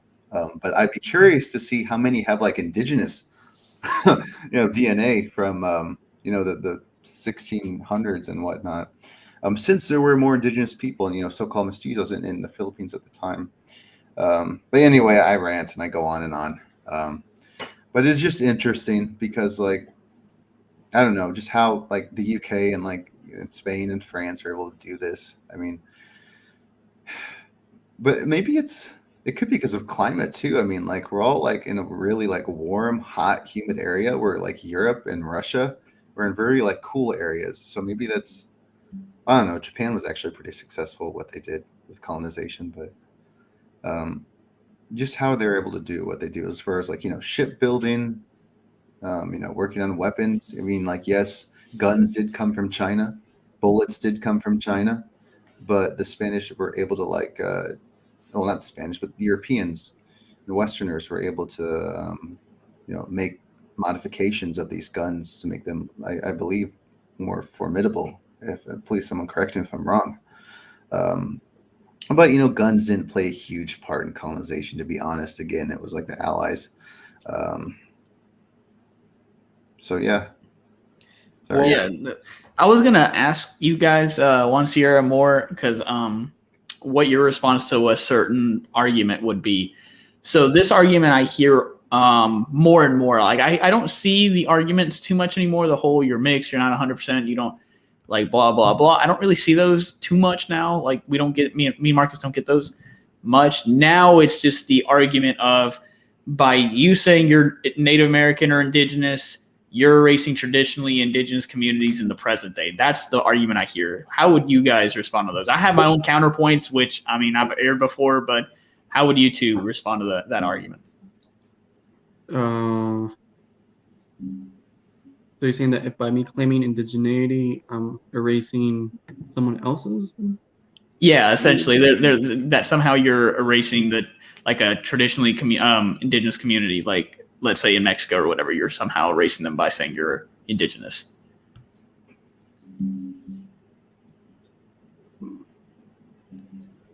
I don't know. It could turn into a very long conversation, but I guess the shortest one would be, African people who don't know their identity, they end up claiming being part of the Islam. Is it Islam or Muslim? I don't know, either of the two. But they're trying to find their identity. So there's really no. I mean, if you have the blood, then shouldn't be anything wrong with that. Like my mom's indigenous, my dad's Spaniard, but Colombian. So I should be able to claim both. I mean, as long as you're not claiming a tribe that you don't really belong to, then that's fine. Yeah, that's the same vein I think of. What about you, Moore? What would you say to that argument? I would probably try to understand why would you think that me claiming myself as a Native American is another person's deterioration of their culture. I don't understand how does that connect? But I think I would say something like, we come in different shapes and sizes and in different ways. Maybe they would say that, or they say that because we are not, a lot of us are not part of tribes. For example, I'm not part of a tribe. I don't know any tribe that to go to and try to become part of one. And maybe because I'm not doing that, maybe they would think that being indigenous is necessarily tied to some sort of tribal community, ritualistic sort of customs and habits. Maybe they think that because you're not doing any of that you're changing the identity or you're trampling on what it means to be indigenous. But I would say, maybe being indigenous, being native, it's more than our customs and habits that we do, and it could be not only our beliefs and values, but also maybe just our race in general. I don't know. What do you think? Those are excellent points that you bring up. And I just saw Thomas bring up something pretty interesting. He said natives always created new tribes and cultures for thousands of years. To end that evolution now because of colonization is stupid. That's a pretty good point as well. Against that argument. One time I tried, it was recently, this TikToker attacked me with that one. So I was like, I didn't want to just be like, oh, well, I'm part of a tribe because I want to see what the logic behind this. I don't want to, because a lot of our subscribers aren't members of tribes. So I was like, how am I erasing the traditionally indigenous, right? Yeah. And he responded, or he or she, I don't know. He or she responded with, you're erasing them because you guys are then gobbling up all the benefits. And I was like, okay, well, here on this podcast, we've always maintained a no benefits position. I mean, even before we had officially took that position, it was kind of common sense. Like, you wouldn't apply for that. If it's meant for the traditionally indigenous people that are in tribes, you wouldn't apply for that if you're not a member, right? That's kind of silly. And when I responded with that, the person didn't really have much else to say. So I was like, so that's what you were basing it off of? Oh, they're applying for scholarships or benefits? It's like, bro, no, this is about a social identity, a political identity. It's about you on a personal level saying you're Native American and what that means to you in your heart. That's what it's about. It's not about fucking benefits. So I just thought that was kind of silly. I guess the only other one that I can try to see where they're coming from is that it'd be a problem if people were just claiming whatever tribe when they're not a member of that. But again, we've never advocated for that on this podcast, and none of us here would do that. We'd just say, oh yeah, we're Apaches. What the fuck? No one would do that. I mean, yeah, you might have your idiot out there that might, but anyone with a functioning brain would not just do that. So just saying. So I just don't really see the sense in that, because they turn it into this huge, high stakes false dilemma. It's like, well, you're erasing them because you're claiming your indigeneity, so therefore you need to remain erased. So it's like one or the other. Somebody has to be erased according to their logic, and it's like, why are you guys treating it like that? Why can't it just be we both coexist? Right. Yeah, no, that's we're not crazy. gonna... Sorry. Oh, I was just saying, they're probably like, no, you can't reconnect. You got to stay mestizo forever. I'm like, bruh, come on. Yeah, like they're really gonna go up to people like you, Marcus, like you more, like y'all look like y'all 100%. You're gonna be like, you guys are mestizos, you guys are part Spanish. It's like, bro, where are you guys part Spanish? I don't see it. I think Exactly. one thing I noticed the difference between like indigenous issues regarding re-indigeneity and just like connecting is that like it seems that the hate or the criticism that I've received from those from Central and South America, and for me to say, or for Juan Chiloa to say that I'm native, is that they say that like, no, you're not native, look at you. But in the United States it's different. It's like, no, you're not native, you're not connected to a tribe.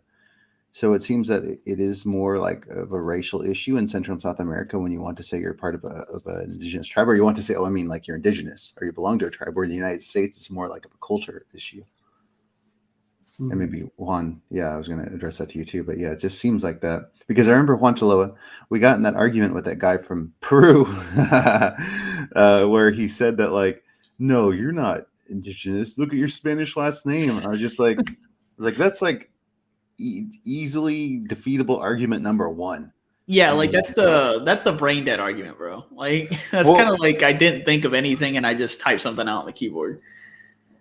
But I mean, it also goes to show that I mean there might be a huge disagreement of what a native is or what an indigenous person is, and it seems like that may be the case. People think that being native means this, while we think it's probably something else. And then when you come across these people, they're like, maybe Native American would mean having some sort of Native American last name, and yours is like, Marcus, I don't know what your last name is, but mine from my dad's last name is very Spanish. But I mean, historically speaking, it's just you give them their last name. It's not like anything. But I don't know. There might be maybe a good another like podcast would be like, maybe doing a little bit of research and also like really, saying, okay, this is what a Native American is. I touch all the aspects, not only the customs and rituals that one may do, but also racially speaking. Yeah, I think that'd be a good podcast. I saw this comment on the live channel, live chat that I was going to tackle real quick. Christian Bonilla. I still don't always think mestizos have an allowance to simply state that they're just native, as it isn't always genetically accurate. But I still understand your opinions on all these topics, Juan Chiloa. I think I've talked to Christian one time, like we debated on a comment thread, and I was saying I don't think this is a valid argument or a valid point because no other racial group that's mixed is held to such a standard of you have to lay out your entire genetic spreadsheet and adhere to that at all times. Like black people in the United States do not go around saying I'm black and white, or I'm black and a quarter African, or a quarter white, right? So I just think it's silly. Or like Barack Obama, no one goes around saying that he's a mulatto or that he's a half white, half black guy. Like no one says that. They just say he's a black guy. So I think it's a choice. If you're a mestizo, you can make the choice of what you want to identify as. You're not forced to sit here and provide a whole DNA test result for people and be like, I'm all of this. Like, it's kind of silly. Like, I mean, obviously you're entitled to your own opinion, but I just think it's silly that we have to acknowledge like blood we don't care for. Or, I mean, especially given the historical context of how it got there. Again, like I'm almost half Spanish, right? But my tribe was victims of genocide. So, you telling me that I have to go around saying I'm a half white Spaniard, half native, like that's like going to tell a Jew that is a descendant of a German and, that, you got to acknowledge your German Nazi blood too. It's like, that would be stupid. That would be asinine to go, that would be cruel to go tell people that. Like callous, right? It's the same exact situation with all of us.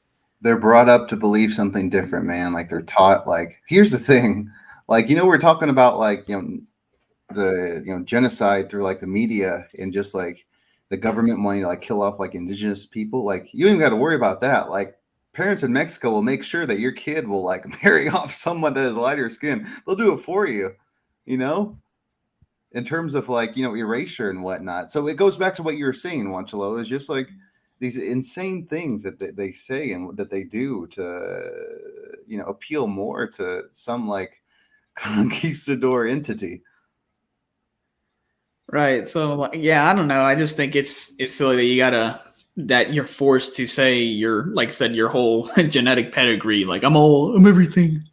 I'm everything. Yeah, and I I mean, think it's like the Navajo people who say that if they have at least 25 in their, in their records, they're Navajo as can be. But us in Central or South America, we don't get that privilege, Yeah. oh, man. And also, I wanted to bring this up because I always see this, which I think you guys will agree with me here, where people say, "Oh, well, y'all all mixed," and it's like, I don't buy that so much because you could actually get rid of all the European DNA of somebody in a single generation. Like, for example, you take somebody that's like Marcus, that's 70% native, and you take another person that's 70% native. You could both pass on feasibly only 50% native DNA from each of y'all and form somebody that's full-blooded.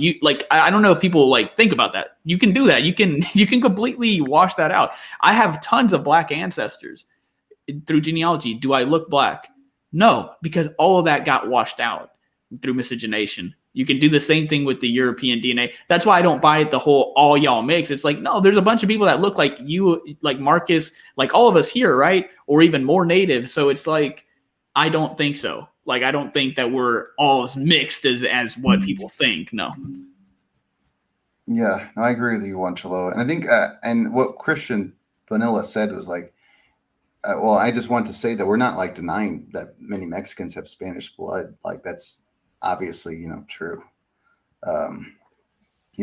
Wanchaloa. But like, I don't think we're not like trying to like purposely say that it's not there for a lot of people in Mexico. Right.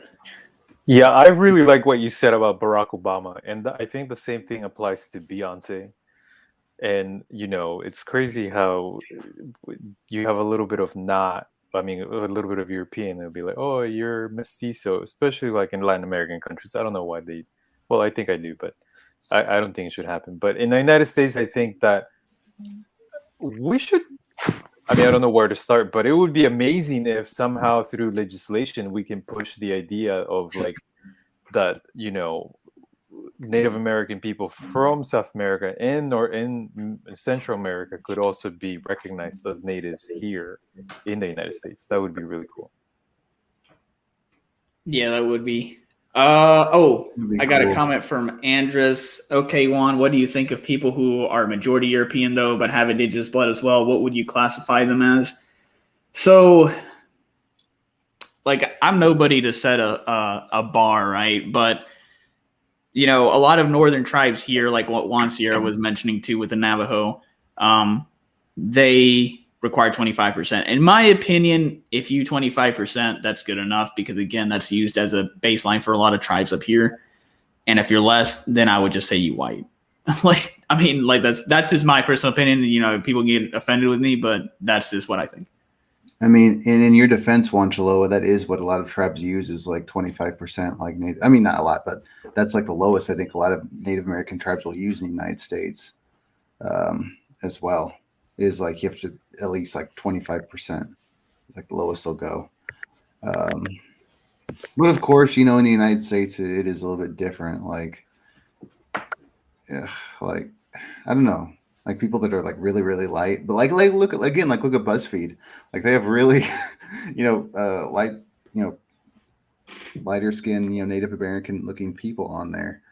BuzzFeed and like other very left-leaning media outlets as well. I was going to follow up on Andre. Like those people are just classified racially as Native in the United States, having that 25%. That's all they are. Like they're just Native. That's what they go by. They're enrolled, and that's it. So that's my response to that, bro. But either way, like that's kind of a gray, funny area. My position that I've strongly held to on this podcast is if you're close to half or half, it should not be a discussion. That's what you are if you want to claim it. And what do I mean by close to half? I mean, like if you were like 35% native and the rest is European or black, or you were 40% native and the rest is European or black, there should be no freaking question or discussion. It should be obvious that you're native. That's it. Yeah, but we aren't the ones that make the rules. No. We just say what we have on our mindset. But I do feel for those that like do really want to like strongly connect to their indigenous roots, and like maybe they aren't seen as indigenous by others because they're so light. Because I know what it's like to like feel excluded, so I feel for people like that as well. But yeah, Millie, are you still? Do you want to add anything to our very difficult discussion? No, I just want to comment about the, how do other people like the indigenous, for example, for me, when I was working in the indigenous communities, and I had fellow workers who were actually Peruvians, so they weren't foreigners. Nobody saw me as indigenous. There was no way that anybody would see me as indigenous because I didn't speak the language. I had different mannerisms. The environment was new to me. So I think depending upon the environment that you are in, so for example, if you go back to your like Peru or Colombia or wherever, I don't know where your people are from, but when you actually go down to your pueblo, the actual land that you're from, they might not even see you as one of them. They might say, okay, your family, for example, or you might have come from there, but you're not really from there. And I think that's where the conversation gets really complicated, because I look Peruvian. I'm actually DNA 80% native, like, I mean, I'm probably more, but what I'm saying is that there's a lot of, it kind of gets complicated, because if you don't have the same mannerisms and you don't have the same experiences, and you don't have, there's a miscommunication sometimes. For me as an indigenous person, it was really hard for me to sort of make sense of how they would see me. I would just be seen as the English girl. So Right. I don't know how we're going to really come together, because there's so many layers of like how do you distinguish an indigenous person from, let's say, United States, or from here, from the UK, or from Peru as a country, and then when you go to the small communities. And I think that really needs to be discussed. So it'd be really good podcast for you to have that, because a lot of it, even when I was in Peru, a lot of them will say, well, you're not really, even they will say, you're not really Peruvian, are you? So it wouldn't even be like indigenous, it would just be like Peruvian sometimes, Peruvians. So I just think for me, who really hasn't been brought up in indigenous Latin America, or even I'm brought up in England, so we don't really have those sorts of like perceptions of people. Like a lot of people think I'm Indian or Filipino in the UK. Nobody really sees me as an indigenous. Really? Yeah, nobody sees me as from Latin America, really. They always assume I'm Indian. So, for example, I think for me to claim myself as indigenous, perfectly fine here. I don't have anybody contesting me. It's basically when I go home, when people are like, well, actually, you really can't, you're really not like us. So that's when it gets complicated. That's a good. Sorry, I was just going to add, I think that goes along with what I was kind of mentioning earlier, Millie, that there seems to be, especially like in Latin American countries, that what it means to be native has a lot to do with things that you do, like the rituals. Yes, it's your actions, it's your environment you are. It's not about what you look like. Yeah, and for me, since I don't have any of that, for me, what it means to be native is more like racially. So there's a disconnect there in connection. And even to go to the same place, I've got good friends who are indigenous who've grown up in pueblos, and they would say to me, well, you're not used to the cold, which is true. I can't take the cold for toffee. But like, so it's like you're not used to the way of life, your struggles, my struggles being in the UK, completely different to struggling in the communities. Like, so you will never really understand what our struggles are. You will really not understand what the life is like. And obviously I won't. But sometimes they forget, I don't really remind them, but actually my birth mum is Indigenous. She did raise there. So for me, for them to say it to me as so far as like my mum was raised there, etc. So there's like, even though that, there's still a big divide, and there will always be a divide. So I really don't know how, because, it's really sometimes can be quite difficult for me, to be in Peru and even in the small pueblos, because they do not, even though they get shocked when I say actually my birth mum spoke Quechua, and they're like, but like you are like, there's nothing about you really in terms of, apart from what you look like, about your mannerisms, about what you like, how you dress, how you think. There's nothing that would define you as being Indigenous. So that's really, it's complicated. It's like they want you to be like a archetypal. Yeah. Indigenous people. But the thing is, that's how it works for them in Peru, because, for example, I mean, I don't know how, for example, working in a school, okay, when you see the next coming generation, okay, obviously their parents are Quechuan speakers and they've lived in that life.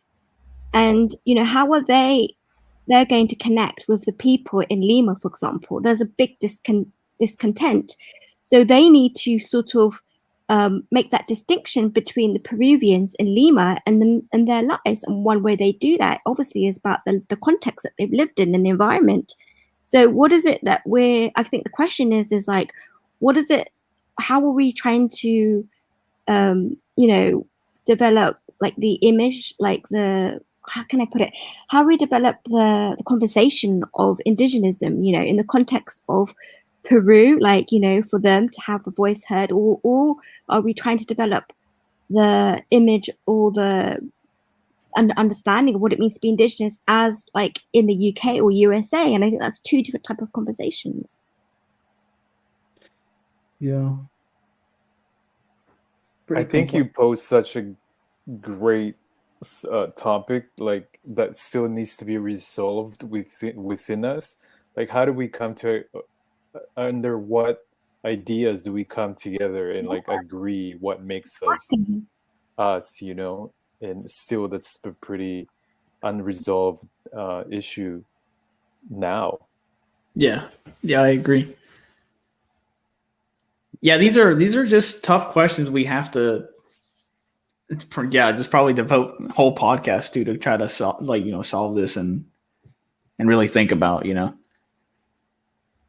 does get hairy, because the thing is, like, those of us that are lacking tribes, like, the only basis we have to claim our indigeneity is the fact that we have the blood, which I think still matters. Like, so there's some people that throw that all out and they're like, oh no, it doesn't matter, that you have the blood, or that you look that way, or that's your race. It's all about culture. But I don't think that's the case either, because if that was going to be the case, then anybody of any race that just grew up in a community would just be Indigenous, which, I mean, I guess they are ethnically speaking or culturally speaking, but there's more to it than that, man. Plus, like, people always make it seem like it's about blood as well. Like, even the people from their own communities, because they talk about purity and all that.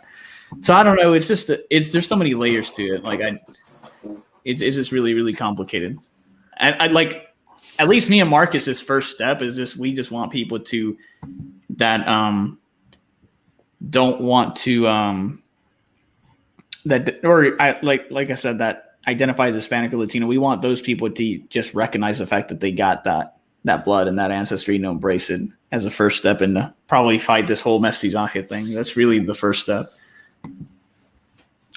And yeah, Millie, you bring a good point, and I think sorry, you're going to say something? Okay, I thought someone was going to say something.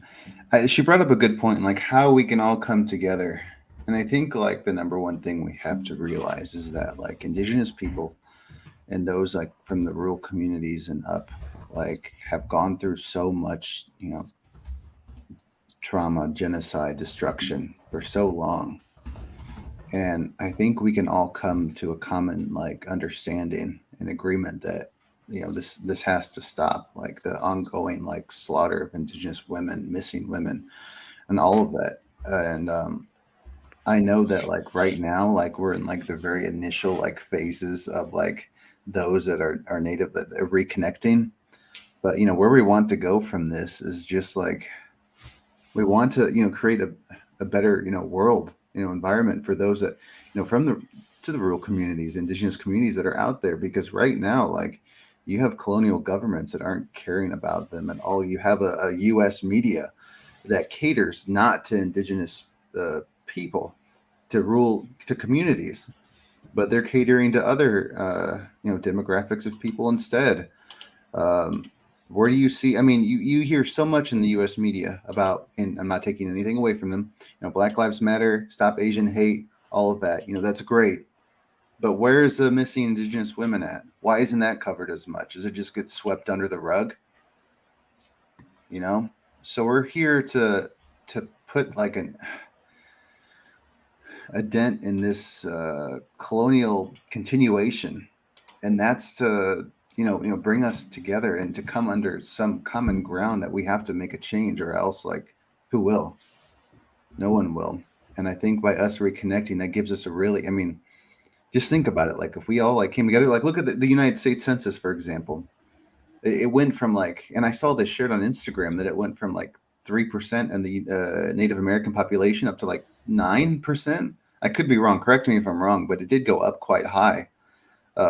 So people are finally realizing who we are. So when we like come together, that's such a huge buying power, and that we can, and that's something that we can really do and benefit for, indigenous communities starting out, and just like for all of us, like making a change in like the history books. Like, this is like an actual big thing that we could do. Like, the history books say that we're a very small population, and always, like, attacked, but we can make a change, and that's what I want. And that's what I think Mochalo and we all want, is like just doing something, making a change in this world, leave an imprint. And I know we can, by coming together, and having the support from, like, even people that aren't indigenous is amazing. Like, people understand, like, our cause and our reason and what we want to do. Like, we're not like other channels that want to, like, bully and like attack, like, other people. Like, of course, like, if you're gonna like attack us, like the commoners that came on here, we are gonna say something, yeah, but we're never gonna like say something like negative, like I've seen on other channels, like just blatant like racism is insane, or just like talking about other groups. Like, that doesn't help when that doesn't build on the solutions, because Juanchalo and I, and like a lot of people, want solutions. We want like answers, and we can't like just keep on like going and going. Like, we have to think of things. So yeah, that's I think that's what we want to come under, and it's a slow process, but I think Marksman called it pan-Indianism. But I see this as even more of a different branch, because like the pan-Indian movement, I believe, did come to a stop. I believe. I don't know what the reasons were why it came to a stop, but it did. But I imagine there were a lot of disagreements with it. But as far as like our movement, what we wanted to do, we haven't had that many disagreements. I mean, like, sure, we have people that be like, you're talking over others and whatnot, but a couple of people that have criticized us, that have said that, happen to be like indigenous. But we've had a lot of indigenous people from communities that do support us, so we're going to continue talking and continue like bringing this up, because if we don't, like, who else will? Yeah, I was gonna add, if nobody else, if I'm not interrupting anybody. Oh, no. I was just gonna add maybe a possible route, and it would be the race route. Because I was thinking about the opposite of what Millie was describing. If you would have a white person raised and practice all the same things that an indigenous tribe would do, I believe that in Peru, for example, they wouldn't look at that white person and say, "Oh, you're indigenous." They would classify that person as a white European or whatever who grew up in an indigenous environment. Like, so it seems to me like, even if they don't want to admit it, it seems that it might come down to the way that you look, like racially, and not so much about like customs and habits, or the things that they may do on an everyday basis. So possibly, I think the race route could be a possible way to like unite us all together in one bundle. I mean, if that's the goal, I mean, I know a lot of people. I think a lot of people have like issues or disagreements with the idea of race. So I don't know. Yeah, I know some people have the issues with the idea of race, but like I've always asked before, like with people that disagree with it, it's like if you're trying to organize a bunch of people that are detribalized natives, they don't have the culture because that was erased through colonialism. It's like all they have left is their blood and the fact that they look native, and they're recognizing that. So it's like, so if you don't have race, what else are you going to use for these people? What else is left, right? That's the only thing left is just race. So saying, yo, you shouldn't use race, it's like, well, what's your solution? Present a solution that works better and we'll listen. But I don't see anybody ever present solutions for this. One thing is that the people that want to say that we aren't native or indigenous, we ask them, okay, then what? And they don't have solutions. Those are the people that like, and those are the ones that like, you know, like Lakota guy like disagreed with, you know, and other people that have supported us also disagree with when people say that, like, no, you shouldn't say you're native or indigenous. I'm like, yes, like we don't live the experience, but would you prefer that we call ourselves mestizos and like look down upon like native people instead? Not that I'm saying we do that, but you know what I mean? Like, I guess you want us to be like Hispanistas or Latinos and just live that life. And that's not the life that I want to live. So sorry if that pisses people off or, you know, gets your The pants blue tied pill up. life. It's the blue pill life. The blue pill life. Yeah, you got to go back to the blue pill life, bro. Wait, sorry, not sorry. I'm not sorry, man. Like, you want to come on here and argue about it, go ahead. I mean, I just see it as just a major philosophical difference. That's really all I see it as. This whole problem. That's just it. And I mean, no one can ever no one even gets behind an all-encompassing term, because personally, I don't even like indigenous as a term that much. I prefer something else that, has a more racial connotation to it. Like, I thought like the term like Amerindian was good because anthropologists use it. No indigenous, traditionally indigenous communities go around saying that they're Amerindian. So I was like, well, that could work for this because it's more of a racial term. But then I had a bunch of people that were not satisfied because of the Indian portion, and then the Ameri version because they don't like the whole American thing. So I was just like, we can't win. Like I've tried. Like you just can't. No one is happy with anything, man. I swear. So we must all come upon an agreed consensus. We need to just make up some random word, bro. Like just some jibber jabber and just say that's what it means. I don't know. What would that word mean? It would have to, again, like I think it would just mean you're indigenous by blood, but we would just come up with some jibber jabber word that like completely made up, bro. I don't know, bro. Also, brown could be a good option, but I know that a lot of people they don't tend to gravitate to that. Like, just can we be the brown race? There's white race. There's black race. Can we just be brown? I'd be okay. Or like, but a lot of Indians, I think a lot of Indian Americans also take the road of being brown as well. And we look nothing like people from India. And they're more, if you put in South Asia, as in India, Pakistan, Bangladesh, there's a lot more of them than there are of us. So if they see themselves as like being brown. Oh, bro, Marksman just suggested copper race, bro. I mean, that has a nice ring to it. But race. Hey, let me say something. In the context of America, that would probably work. And I'm talking about South, North, and Central America. You know maybe why?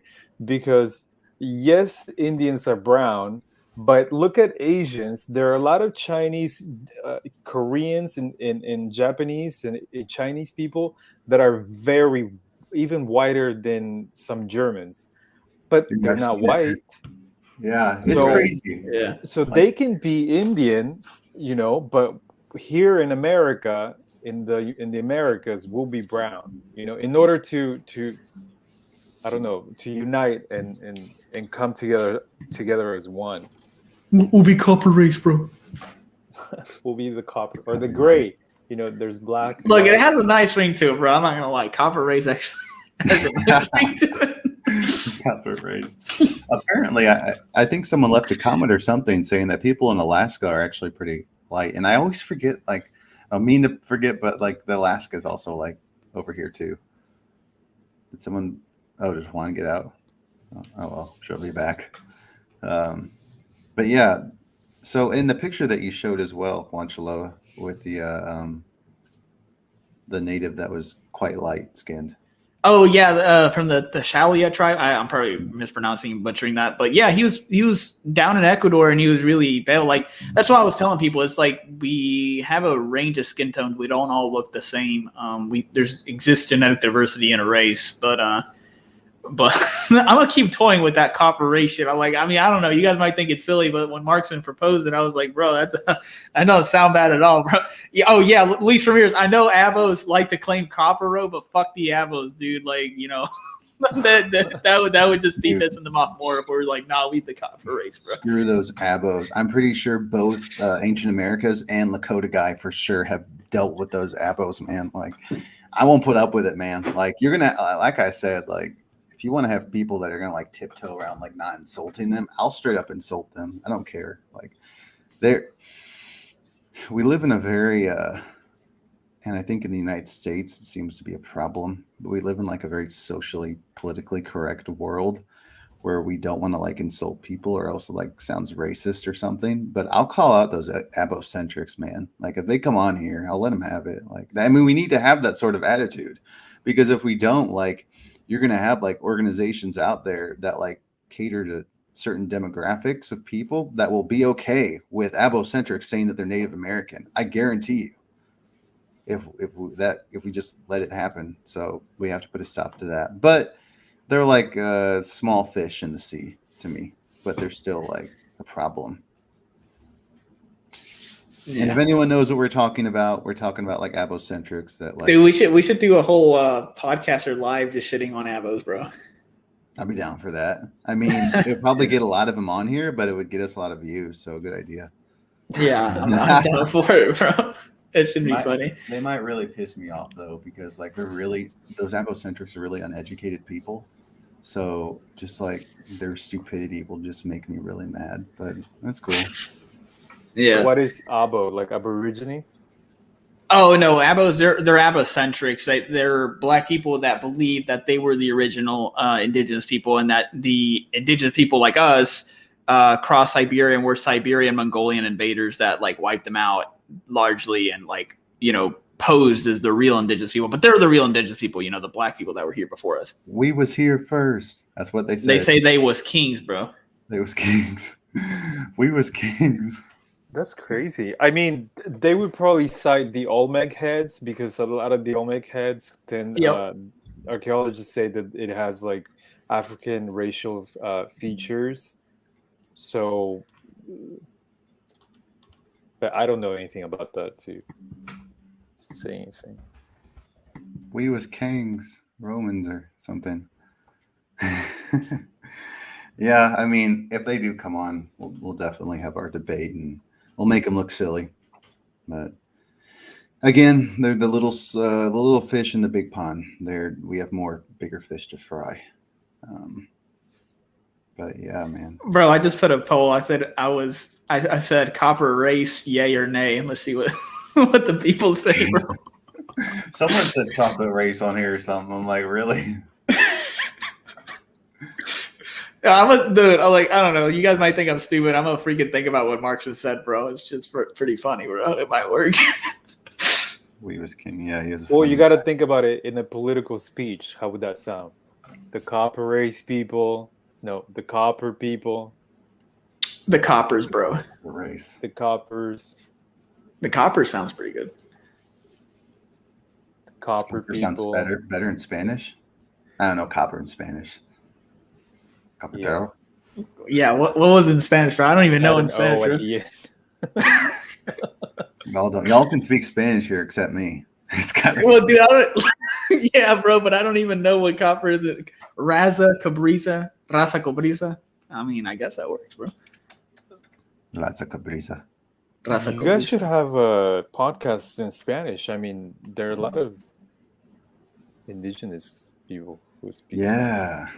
I mean, I'll just sit there or I won't join. Yeah, Mark is just he don't know how to speak it, bro. Like, I mean, I can speak it, bro, but I'm like a pocho, man. Like, I still make my mistakes occasionally, bro. So. We'll just have Google translate it, Mark. Just type in what you want and just have Google read it out. Yeah, you'll read it out, dude. Dude, I always like how Marcus will mess up Jose Vasconcelos' name, bro. But I don't criticize. I don't say anything because it's funny. He's like kind of dissing him because he's like Jose Vasconcelos because he's not even fucking saying his name properly. So he's low key dissing him all the time, bro. So just don't correct him. I hate Vasconcelos. Y'all, that man is evil. He's the devil. That's all I'll say about him, man. He's the devil, bro. Oh man, dude, some of the chat's not having it, bro. They only 62% yes for Copper, bro. No, people actually Put one up for Brown. What would they say about the Brown? Oh, for Brown, let me see, bro. What about Red? Wait, wasn't it like the? Well, I mean, like Thomas Oklahoma suggested Red because I mean that's what has been the stereotype, but then some people will complain, say that Red's racist. So I don't know, bro. You can't win with any of these, man. You can't please everybody. Do 3: brown, copper, or gray. Gray race? Yeah, we could be the gray race. There is a gray race. They're in space, or they're controlling us with the government, with the lizard people. All right, let me do another one. They're in the moon. Yeah, look, I'll even throw bronze in there, bro. I'll throw bronze in there, right? So gray, bronze, red, copper, and then brown, right? Oh, wait, no, I'm gonna have to replace bronze with brown, I guess. They won't let me do more than that. They're in the moon more with the reptilians and Mark Zuckerberg. Mark Zuckerberg. So we're in the Truman Show right now. Dude, Marcus, they roasted up on you, bro. They saying they're like Vasconcelos. They're like spelling out how you say it, bro. I'm gonna say no on the top. So that's my vote. Bro, that shit's funny, man. Vasconcelos. Yeah, this guy put like 3 W's when he said like how you say it. I can't even do that R thing. I don't know how y'all can do that. I can't. Like, I just take some practice, bro. Wait, what are you trying? What sound? I teach Spanish and English. Oh, really? The R sound, like how you roll your tongue. All I can do is this, like. Well, just do the soft R. Okay, you know how to say bottle or battle or matter or matter. Matter. Right, that's a soft R. No, matter. Matter. That's the R. Just make that R. R. No, I'm going out. You're doing it. You're doing it so no judgment, Mark. Man, we love you, bro. I'm shy. But dude, I am laughing because you do low key diss Vasconcelos every time, bro. Like you fucking just butcher his name, man. It's just funny. I can't help it. But one day I'll pronounce it maybe correctly. Jose Vasconcelos. There's a D in there. Yeah, you just threw a D, bro. Hey, the brown is getting really good polls. Yeah, it says 50%. I mean, I know some people like will whine because they're like, well, other people can be brown, but I mean, maybe in the context of the United States, it could just solely mean people that are like indigenous by race, you know? So I don't know. I dig the brown. I voted for the brown. Where did you put this poll at? And why can't I find it? It's on the live chat, bro, on the YouTube, like on the video itself. Oh, okay. Look, personally, I'm for copper, bro. I just think it sounds cooler, bro. Like, you know, I think it sounds more fancy, bro. That's just me. Dang, people were for brown. Bro, this user Moreno said Vasconcelos. Dude, this shit's funny, man. Man, I'm getting roasted. Oh shit, more just dropped out, man. Damn. He's back in. Oh, okay. I guess I'll bring him on the stream again. I heard that. Hey, it was sarcasm more. Bro, y'all vote for copper, bro. That's what I want on here. Come on, guys. You know what? I'll put it in the community page. I'll put it on the community page because they always gets like over 100 votes on there. So tomorrow I'll put those fucking options. We'll see what people say, bro. You know, watch. It's gonna be brown. I'm gonna cry if they don't say copper though. Whoever picked brown is lame. I guess I'm lame. I put red. You put red, Mark? And shit. See, even we're divided here on this very panel here on Oh, the shit. video, bro. Like, we don't even agree with each other, bro. Bros, we gotta come to a consensus, though. You're right. I mean, Bro, even in but like political- copper sounds cool, bro. Come on. But in the political sphere, imagine a speech: copper people, copper, The coppers, the bro. copper race. Look at them coppers over there. All hail the copper race. We build our empires that have been lost to colonization and the bearded man from Spain. Men. It's always interesting how like people from Spain like look so much different than like those from like the UK, like with the facial hair. Like so many have beards. Where in like Northern Europe it's different. Or maybe I'm just using a stereotype. Or maybe it's because it's 12:54 a.m. here. But it's cool. Oh, yeah. I made the mistake of drinking this coffee again before like 12, so I'm gonna be up for like another couple hours, which is always cool. Damn, dude. I couldn't help it. I like coffee, but it's just so good because I accidentally added 2 packs of sugar instead of 1. I was like in a hurry to get here, and I got 1 pack of sugar, and I was adding it in, and I was like looking at the second pack, and I was like, I didn't notice. I was like, oh, fuck. Because I meant to add the cream in there, but I accidentally put the second bag of sugar. So it's actually kind of impressive that we still have like 22 people on. Yeah, it's like 4 hours later, bro. How is that even possible, man? I don't know, but I really want to know where those Hispanistas came from. Oh, we do, Marcus. You already know where they came from, man.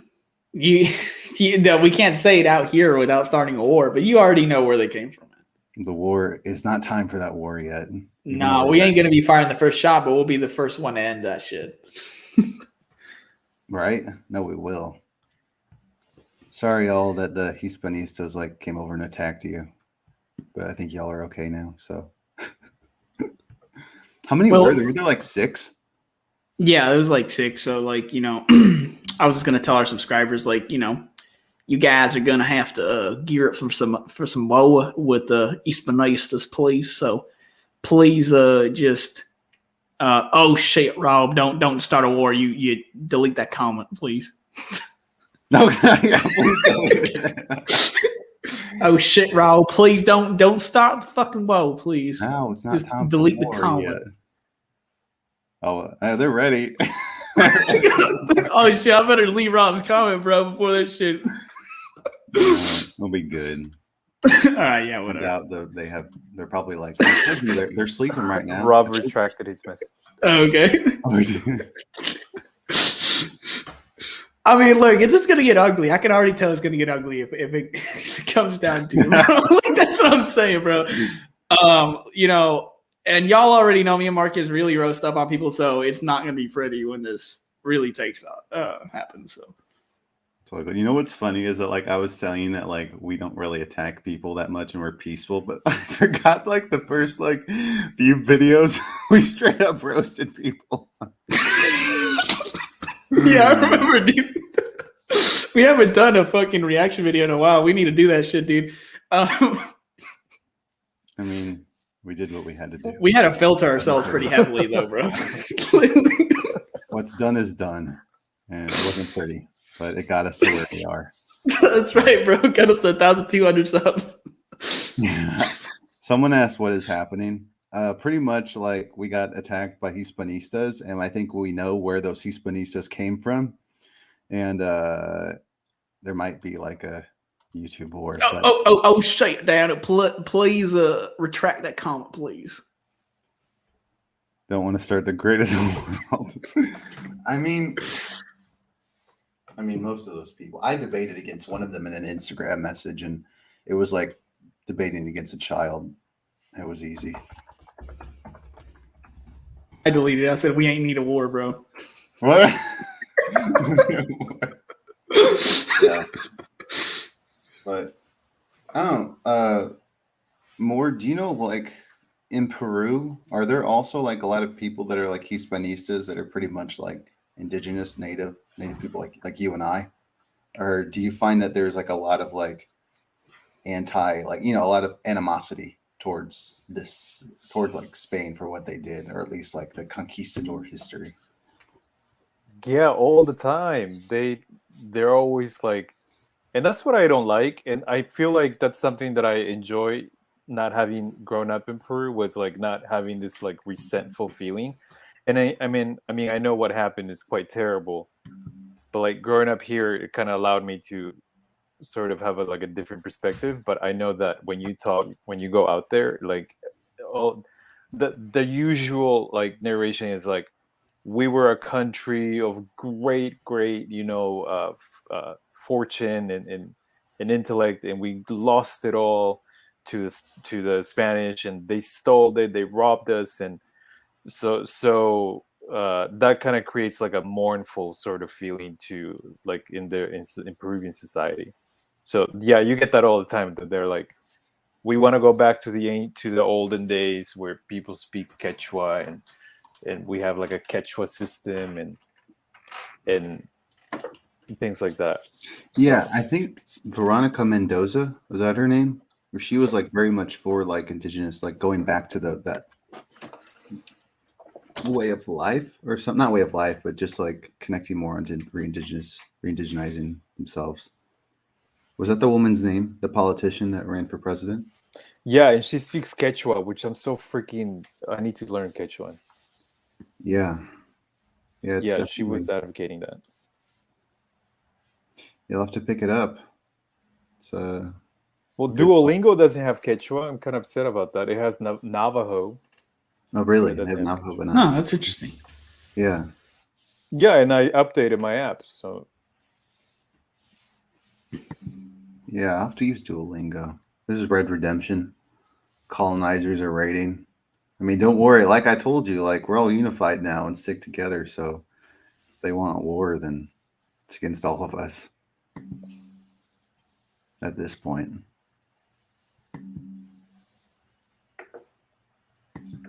Yeah, I was gonna say though, if we got war guys like those in the comments, like y'all better not cut and run when it pops off. You better defend us in the comments, yo. I'm saying, because otherwise we're gonna get swamped. Yeah, we could easily get swamped because there are a lot of them, but I'm confident. I'm an optimistic person, so I think we'll be all right. But yeah, it's been like 4 hours. I guess we should end it here Should before. we wrap up? Should we wrap up, or is there something else? Anyone else want us to cover anything? Anyone in the comments section we'd like to go over? Because it is 1 a.m. But yeah, for the next video, we are going to talk about Jose Vasconcelos and how he was like a major jerk. Wait, I had a question. Well, I was actually rethinking this, Marcus. Like, I'm thinking, can we read straight out of the book? I think we might be able to because we're reacting to it. So I think it falls under fair use, because I've seen people that'll literally live stream a whole freaking movie, but they're reacting to the movie as it's playing, right? And that's completely legal. So I would say we could read straight word for word out of the book and react to it at the same time. What do you guys think? I don't see any problem with us reading outside of the book. Actually, I think it's a good transition into the war, because when we criticize that racist bastard's freaking words, then that's going to really trigger a lot of the Hispanistas that really love Jose Vasconcelos.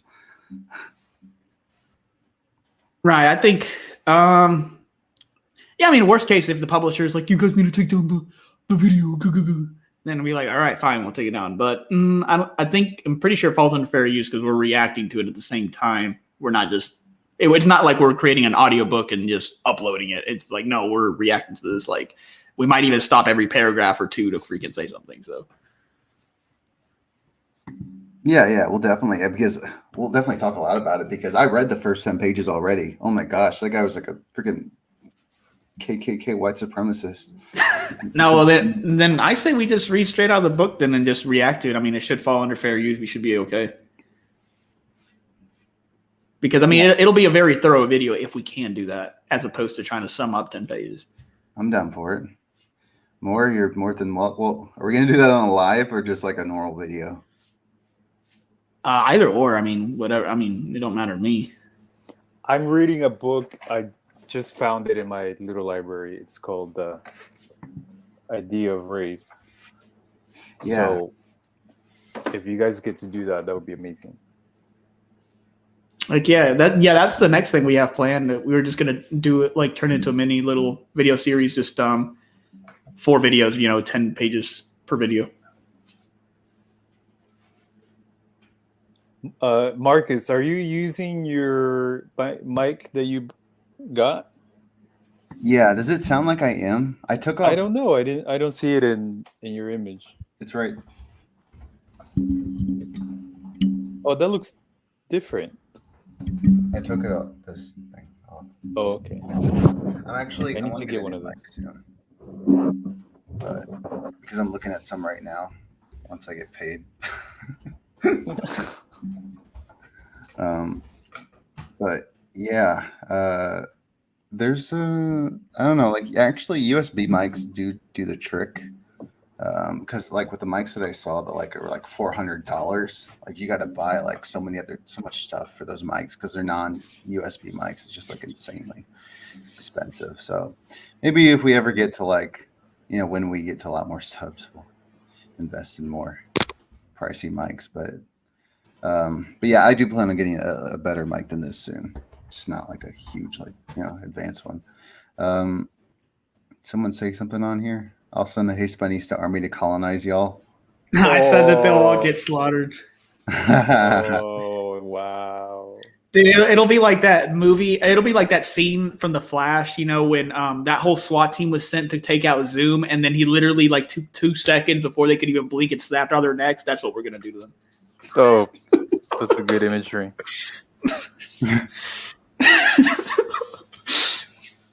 Yeah, I mean, like the thing is that like their arguments again are really easily, defeatable. Yeah, they're really easily defeatable, bro. Like, there's not much to argue. It's just opinion. Like, if you want to be a white Hispanista, go be a white Hispanista. But, I think that I was thinking about SNL, right? And Melissa Villaseñor. Do you guys know who she is? She's the first Hispanic or Latina cast member. If you can put on a blonde wig, and pass off as a white person, then you're Hispanic. But if you wear a blonde wig, and you cannot pass off as a white person, then you're not Hispanic. That could probably be a good criteria to sort it out. Yeah, that's an interesting idea. Yeah. Yeah, that is. It's an interesting idea. There's some people that are going to get triggered with it. I mean, everybody gets triggered. Put on the blonde wig. Yeah, just put on the blonde wig, bro. See how if you can pass off as a white person, you should be good. Oh, it's funny. I actually did put on it wasn't a blonde wig, but it was like a brown wig because like we had like character day in high school, and like so it was like a girl wig or something. But I went in there with a tank top, and this white girl, thought I looked absolutely atrocious, bro. She like looked at me like I was some dirty savage. I was like, bruh. This was back in high school. It was years ago. She didn't like me, but I could tell it was like because I was Mexican, bro. I can kind of you can tell with shit like that, You can tell. It's all in the people's eyes. But anyway, I like how Rafe Archive agreed with me. He said 100. Hey, yeah, look, dude, Rob completely agrees with Copper, bro. Yeah. Well, see, we tied like Copper and Brown is tied, so we'll definitely do that poll tomorrow at the community page. Yeah, most definitely, we will. But yeah, I think more. I wanted to say thanks for joining us for this long. Yeah, definitely, dude. It's a pleasure to have you back on here again, man. Oh, likewise, guys. This is really fun. Yeah. Oh, Millie left. Yeah, she did leave. Maybe her phone died, or I'm not sure what happened. Yeah, or she got busy, But thank you, Millie, for being on here as well. Yeah, Millie, it was really nice seeing you. Yeah, and Lakota guy and Pete. Yeah, I was surprised Pete was on here. I was like, what the fuck? Yeah, I invited him on. I wanted to have him on and have his perspective. So he always gives really good, information. He's a good guy. But were you going to say something more?